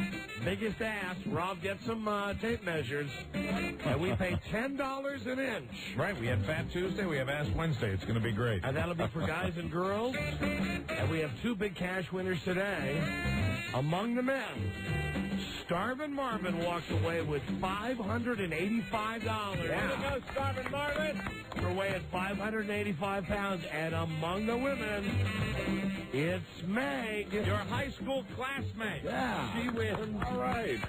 $433. Everybody in Suratsville is going to be very, very proud. That is her weight, 433. We want to thank David and Marvin and Angela and Andy and Valerie and Lisa and Ellen and Meg and Rebecca and Melanie and Jesse, who all came down today. They were all lovely. For the Fat Tuesday. Well, not the guys, of course. And you just heard tomorrow, Ass Wednesday. Yeah. Employees not eligible. Biggest ass, side to side. Sure. With a tape measure. With $10 per inch. Fantastic. And hey, there's a regular that I'd like to throw my hat in for. I'd love to see Tom Gavin make it down here. That would be a great ass. Now, how do we do width as opposed to circumference? You just go from hip to hip. Okay, so it will be sort of like a partial, like an arc. Yeah, we won't be able to go. No, everybody's got a middle point, and you start it here, and then you go around, and that's how you start it right where Don's fingers are. Okay, you go around the back. It's simple as simple can be. Very good. Right at the midpoint of the buttock. Hip to hip. Ash Wednesday. Ass measuring on Ass Wednesday. Fantastic. You might even come in and see a little ass on someone's forehead. Absolutely. And now here is Buzz. Hi, Don and Mike. Finally, in But Vienna. if we didn't, Rob, I'll tell you, if we didn't offend the Catholics before, I think you kicked it over the top there. Way to Hey, you go. know what? Robbie, maybe you should get some, like, brown makeup, and we can actually put a little brown mark on each person's forehead. Right. I would be glad to do that. A little pudding. Yeah. Yeah. Well, see, you know, guys, Ash Wednesday. the Catholic part of me says that's a great idea. That's fantastic. But you're not a Catholic. We're going to have a bunch of bishops out here protesting. You're not a Catholic No, anymore. I'm not a Catholic anymore.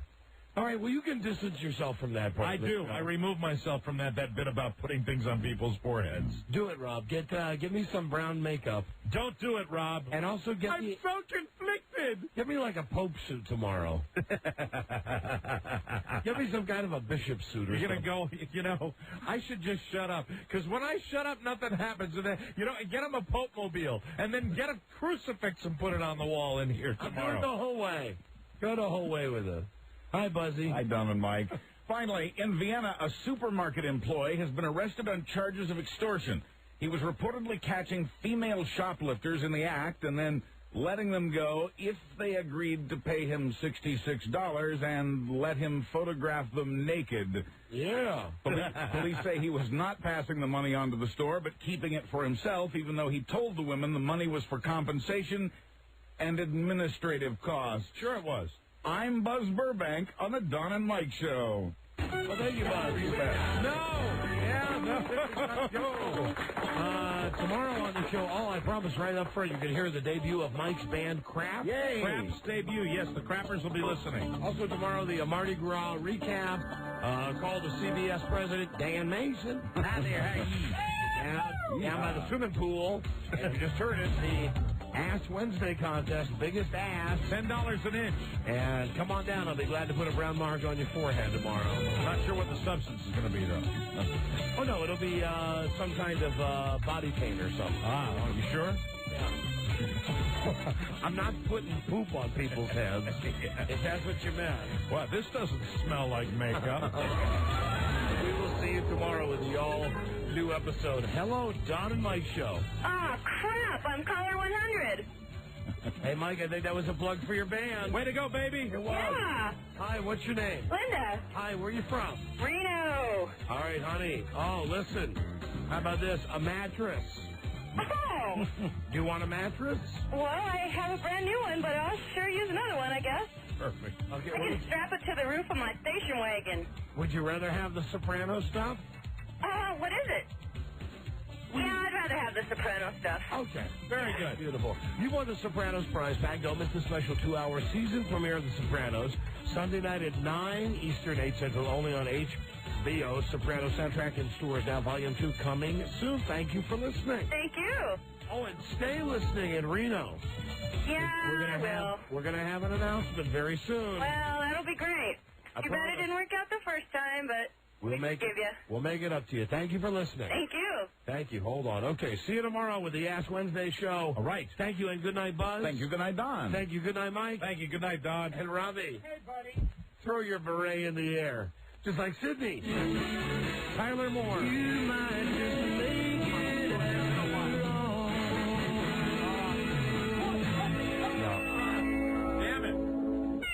Damn it. What can I say? Well, you don't know could fill a book. Okay, we will see you tomorrow. So long, everybody. Bye-bye. When we meet again, this is Sammy Davis Jr. saying, be kind, be nice, and I hope the next performer has the pleasure of having as nice an audience as you've been tonight. And let me leave you swinging. Number 1, Arbitron rated, The Don and Mike Show.